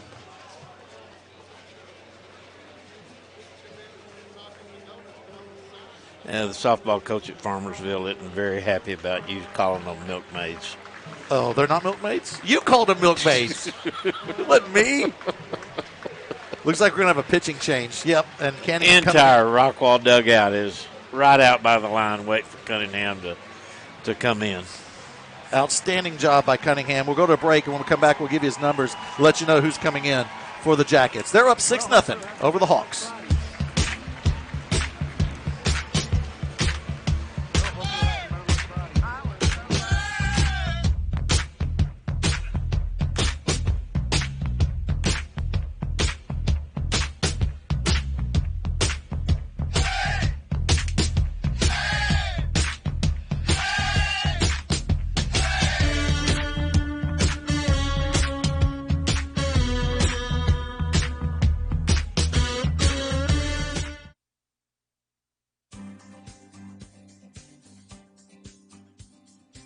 I'm Jacob Sparks. And I'm Brandy Llewellyn. And we're the owners here at Signmark.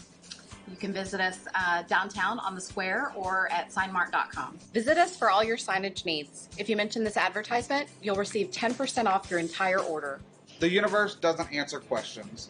It simply gives you signs. We're proud to support Rockwall ISD. JFND.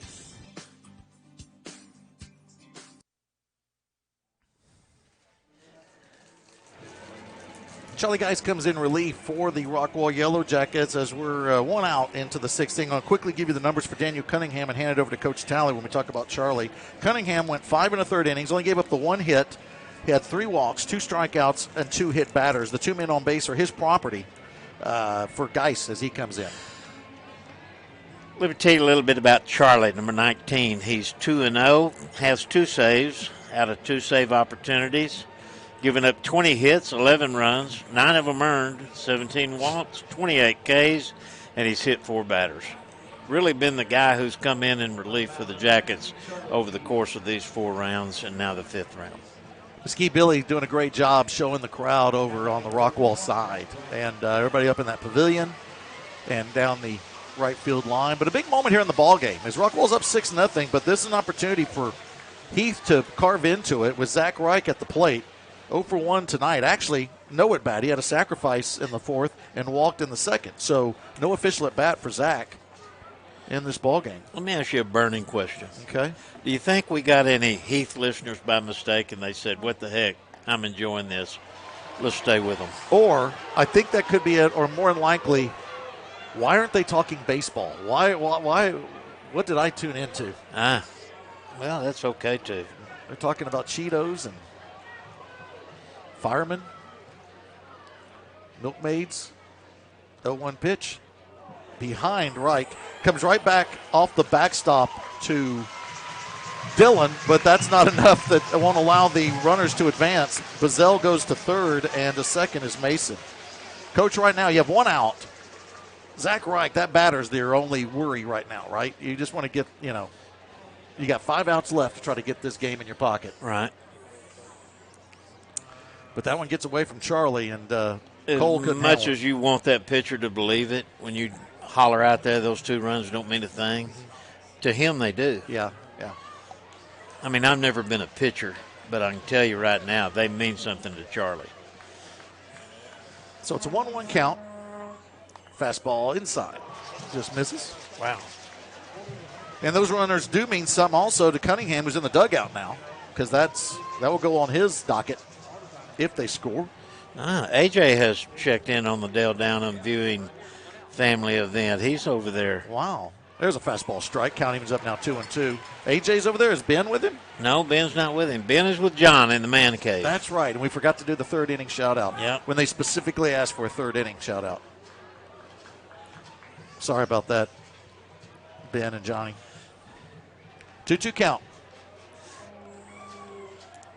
Fastball inside. Another full count here for the Rockwall Yellow Jackets. My mom's listening in from Lampasas. The Big L. Those Battling Badgers. Little chicken. Travis Mosley, my pitcher back in 05. Says his wife's listening, loves the broadcast, even though she's a Hawk alum. Oh, that's nice. Foul ball to the right side. Stays alive. Will Zach Reich with the full count. Runners at 2nd and 3rd for the Hawks. They're down 6-0 to the Jackets. We're in the bottom of the 6th. Right on top of the plate is Reich from the right side. Here's the payoff pitch once again. And it'll be a chopper to Randall at short. He'll go across to first and get the sure out, but a run will score for the Hawks. They get their first run of the ball game. It's an RBI field or RBI ground out, for Reich. Runner will stay at 2nd. That's Mason. So Reich is out on the 6-3 putout, but he will get the RBI. More importantly, it brings Rockwall with 2 outs. Yep. So I officially will give Greg Beecham a shout out here when Heath does get their score. But Liz is still my favorite. That one's outside to Caleb Hoover. See, and I got Terry Garrett checking in, and I agree 100% with this question coming from Terry. Chopper right side will go into the next inning. It's an easy one for Mack. He'll toss over to Geis, and the 3-1 putout will end the inning. But the Hawks will get 1 run. They had no hits. They had 1 man left on base. And there were no errors in that inning. We're going to go now to the top of the 7th inning. Rockwall now up 6-1. It's Yellow Jackets Baseball on RockwallISD.com, powered by the SportsGram Network.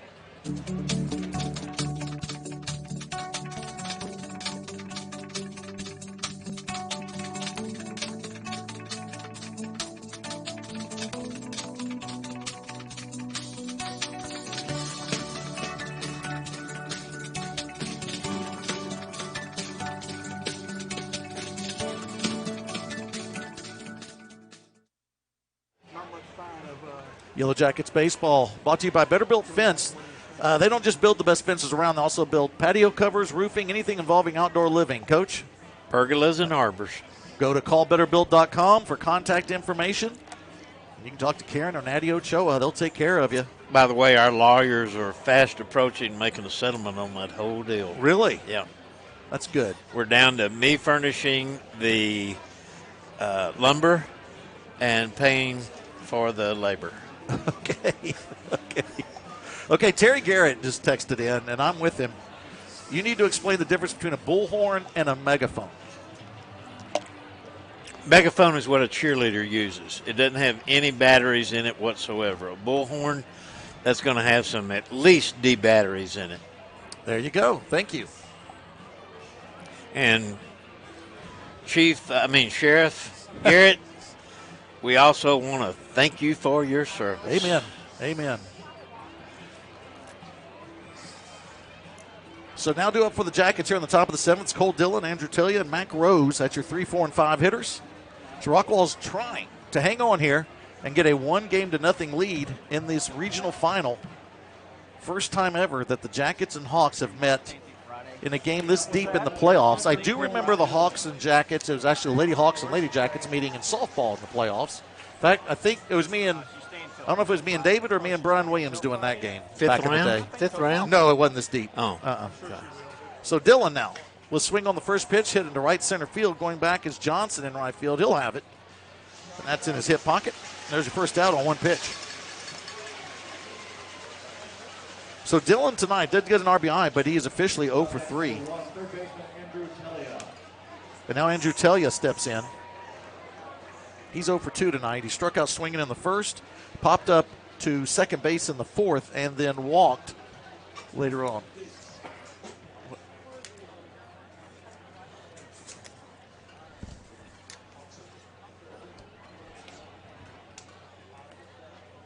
Tellia, actually having a little conversation with Coach Rose. Because, Coach, you got to, even if you have a 6-1 lead, you got to keep playing this thing like it's 1-0, 0-0.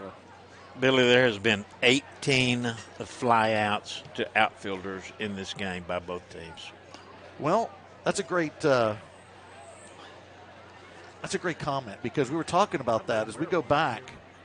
Good call. That's an interesting comment. That's extremely interesting because back in the 6th was the first ground out that Rockwall hit into. That's crazy. Tell you now with a 2-0 count from the right side against the right-handed Daniels. He'll hit a line drive left field. Let's see if it stays fair. It does. Goes down the third left field line. He'll at least get 2, and he'll stand up at second with a 1-out double. That's going to be Andrew's 10th double of the year. And, man, is he hot. Do you remember when Talia was about $110 at second base as a freshman? Yep, and he was batting 9th if he did get a chance to bat. But a lot of times he was designated hitter for, or it was hit for the designated hitter. And so he didn't get a ton of opportunities. He was just a great fielder, and here we are. He's our cleanup hitter. Yep. And knocking the cover off of it. He's going to have a pinch runner come in for him. That's Overstreet. Overstreet has been the man on the base paths. Jake Overstreet, pinch runner. We like to tease him. He's got a lot of junk in the trunk. I want to thank everybody for watching tonight and picking us. I know you had 2 options. I want to thank you for tuning in. I know those boys over on the Heath side are doing a great job, too. I wonder if Stan has had any opportunity to talk with Shannon going on and on and on. I don't know. Shannon likes to – he gets a little long-winded at times. It's okay. It is fine. Fastball strike on the outside corner to Mac Rose. Well, those guys know baseball, though. Did you see that right there? The throwback? Throwback, not second baseman or shortstop. Neither one made any move to back up that throw. There's an opportunity to go if it gets by that pitcher. That was an inch away. That one's another strike. Going on fastballs. Yep, the outside corner. This is Andrew Daniels in for his 3rd inning of work officially. If that police officer at Rockwall Heath was batting, he certainly wouldn't see any fastballs. He couldn't hit a curve. That's why he's a cop now instead of a baseball player.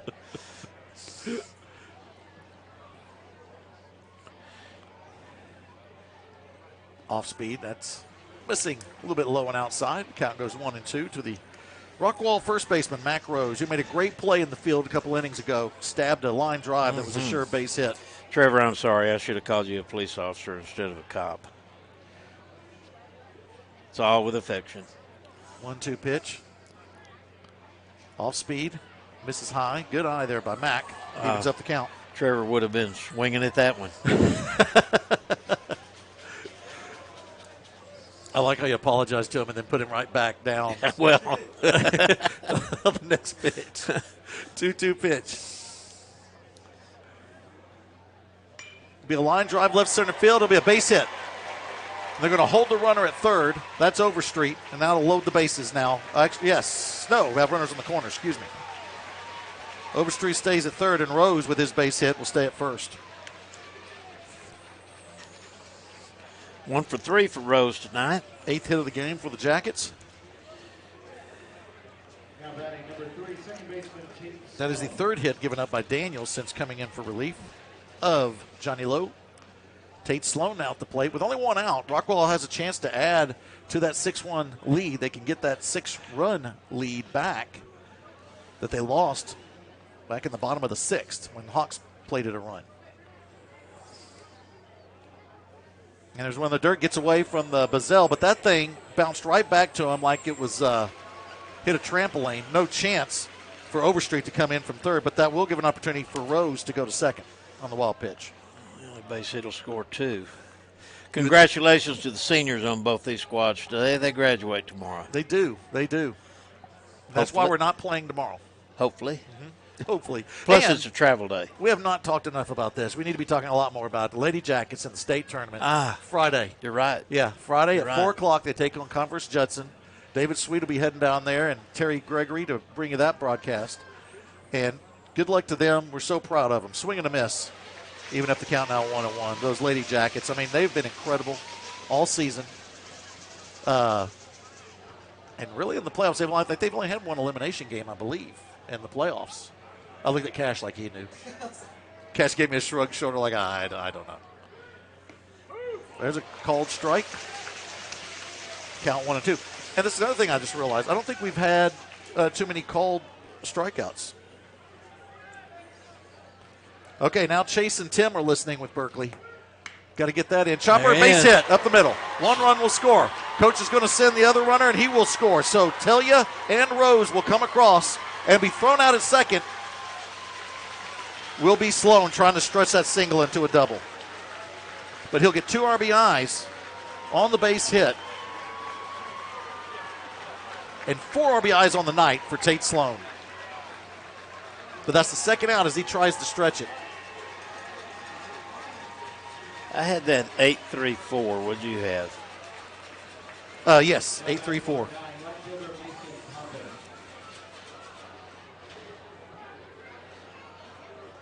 And a shout out to Tony Hayes listening in.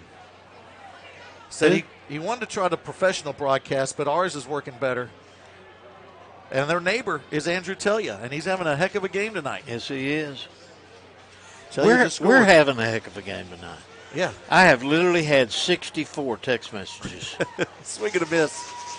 I can't wait till you tell me how many hits we have tonight. Oh, man, I'm trying to keep track of it.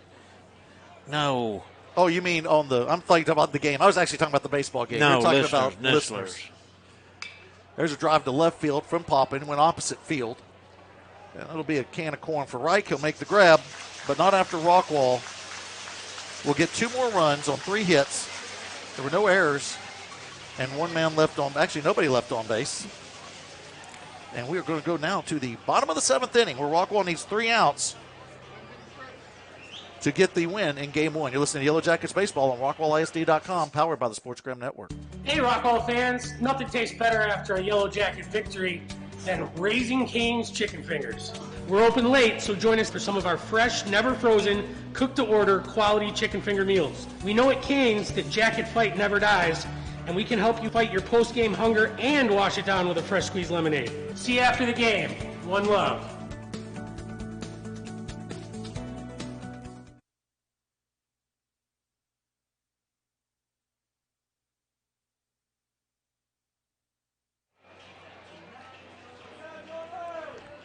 I want to thank Dale Downham for his sponsorship in memory of Rockwall High School alum and 30-year Rockwall ISD teacher Debbie Downham. Also want to thank the Gutter Guys, owned and operated by Rockwall High School alum Robert Peoples. Speaking of the Peoples, Whitley Peoples, we've enjoyed the brownies all year. We miss having her brownies in the booth. I thought she'd bring some on the road. You just don't give her a break, do you? Well, She's 11, and she's done brownies for us all year. Don't seek greatness unless you're ready to sustain it. Wow. There you go, Whitley. A little life lesson from... She's a people. She can handle it. Super fun Uncle Randy. Chopper to the left side. Randall will handle it on first pitch swinging. Johnny Lowe, and he's out on the 6-3 putout. 2 more outs to go for the Jackets to take a 1-0 lead. And remind everybody, we do not play tomorrow because of graduation. Again, shout out to Chase and Tim. Chase graduates tomorrow. And all those seniors that are graduating tomorrow for Rockwall and Rockwall Heath. What a fun night. I'm so glad that we can take a break from baseball and everybody can enjoy the graduation. And then we'll get back to it on Friday. 2 o'clock start. We want to remind everybody it's an early start on Friday because I think there's another ball game after us here at DBU. And so that's why we have the 2 o'clock start on Friday. We'll go on the air at 1:30. Josh Hoover in with a 1-1 count. Boy, that looked good right there. Mesquite Billy doing a great job over here on camera. We got to give him more credit. Yeah. You know, we miss Sweet Willie D, but it's good to have Mesquite Billy back too. Let me ask you a burning question right now. Uh-huh. You think Sweet Willie D's watching at home? I would like to think he is. Mesquite Billy. You think he's critiquing Mesquite? Yes, he is. He's taking notes. He's going to come in and know what to do. 1-2 pitch. Chopper left side. It's going to be tell you. He's going to do the scoop and throw, and he's going to get the out on the 5-3 put out. Wow. Great job. That was an arm. 1 more out for the Jackets. And if they can get that out, they will remain undefeated. I did not mention, because I feel like I jinx things, but I got to mention this. If they can pull this off, it's 19 straight wins for the Jackets this season. I can't believe you said that. We affect nothing. I've decided we affect nothing. We're broadcasters. No, stay in your lane, bro. Stay in your lane. Fastball high. My gosh. Dude, you got to mention streaks. That's what we do. You mention streaks when hitters have a 8-game hitting streak. You mention a team if they have a winning streak. You do those mentionings when it's over. Dude, it's going to be over here in a minute. I guarantee we win tonight with this 1 more out coming up. I'm guaranteeing it right now. Everybody's so nervous in the booth. Check swing. Did he go around? Yes. That's Alex Stowers with a 2-strike count. I can't tell you how disappointed I am. Well, I don't care because I'm a broadcaster. I don't control the game. Obviously, you don't care. I don't care that you're disappointed in me. It is so bad luck to be superstitious. I know it is. Oh, did Landon move? There was a line drive foul ball right back at us. I thought he actually tried to catch it. I feel like Landon's grown this game. Like he's learned some lessons. Off speed. Oh, Charlie, don't do that. It was. Oh my goodness! It was going to look like a called 3rd strike. The Jackets dugout was about ready to storm the field. Body language is everything. Just throw another strike, son. Swing and a miss, and your Jackets will take game 1. 8-1. The Jackets will win this one as they come celebrate on the field with the relief presence of Charlie Geis and the win going to Daniel Cunningham, his first action in 5 weeks as he gets the win for the Jackets, and they go up 1-0. That's got to make you feel good when you got you guys who've been 1-2 for the 4 series. Well, 3 actually out of the 4. And they're sitting there fresh, ready to go. Well, Coach, we're going to take a timeout. When we come back, we're going to talk real quick about what we expect in Game 2 and something that Jacket fans cannot get too comfortable here. You're listening to Yellow Jackets Baseball as they take Game 1, 8-1.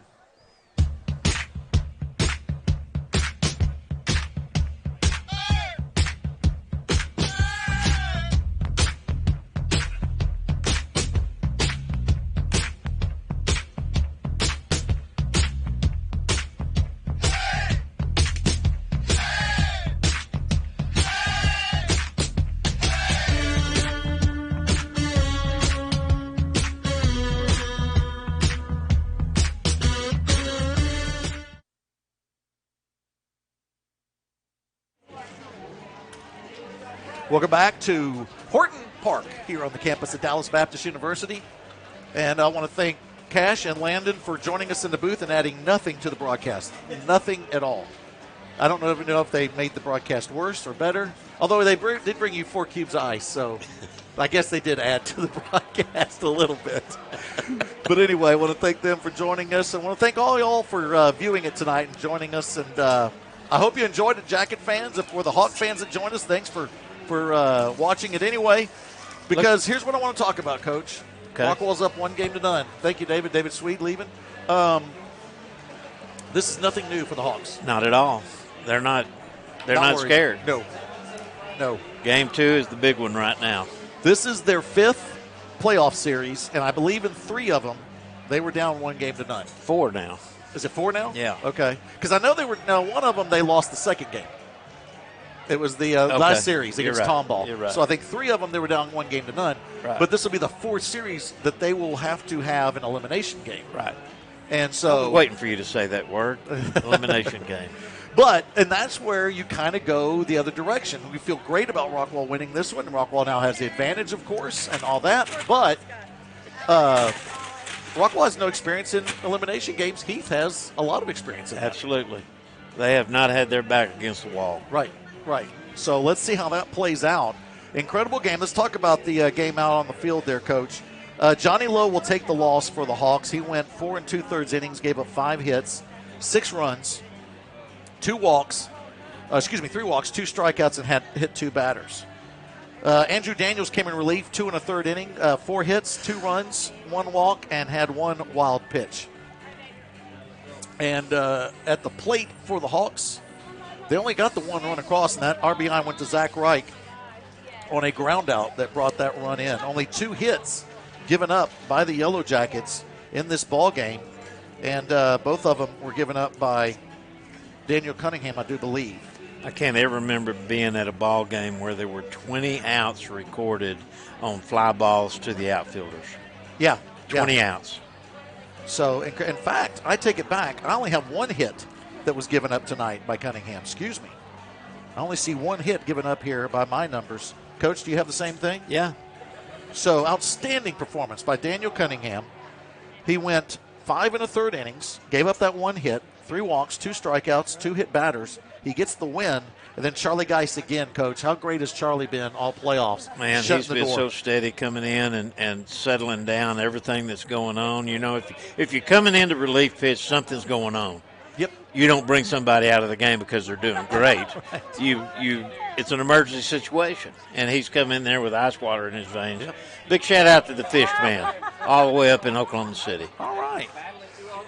And so at the plate for the Jackets, the big hitter for the Jackets tonight was Tate Sloan.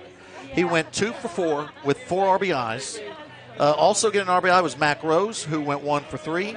And then also another RBI for Cole Dillon, who went 1 for 3. Cole was the one that grounded out and got Rockwall that first run in the first inning. So great job by the Yellow Jackets. And, Coach, what do you say now? You got a day off for both teams. They get to go enjoy graduation. And a lot of players congratulations to all the seniors graduating tomorrow. And then you got to get ready for Game 2 on Friday here at the same ballpark. Well, you know, it's summertime. They're not in school. They're playing and practicing out of school, and you have to tell them to be smart. Don't do anything that would hurt your teammates, your team, your community, everything. It's all riding right now. Be smart tomorrow night, fellas. So the Jackets win 8-1 here in Game 1. Let me go ahead and put the final here on the scoreboard. And any last words, Coach, as we sign off? Mesquite Billy's ready to go. Jacket fight never dies, baby. For Mesquite Billy, for Randy Talley, I'm Billy Quinton. I want to thank you all for watching tonight. Outstanding job by the Yellow Jackets. We got Game 2 on Friday at 2 o'clock. Remember that. It's an odd time, but it's an early start. 2 o'clock. We'll go on the air at 1:30. And for our pregame show, we'll have either Stan or Shannon join us for our pregame show. And it'll be a 30-minute pregame show when we start at 1:30. And hopefully, if you're a Jacket fan, they can try to close this one out. If they don't, we'll have Game 3, 11 o'clock on Saturday from Dallas Baptist. All the games before you sign off, look at all these snacks I did not eat. I know. You didn't eat any of them. And look at all these people bringing you all these snacks, and now even a noisemaker. And so for Randy Talley, for Mesquite Billy, I'm just all flustered. And I'm Billy Quinton. Boards and bags. Boards and bags, yes, exactly. I'm Billy Quinton. Well, thank you all for listening tonight. Rockwall wins 8-1. We'll come back at you on Friday. Good night, everybody.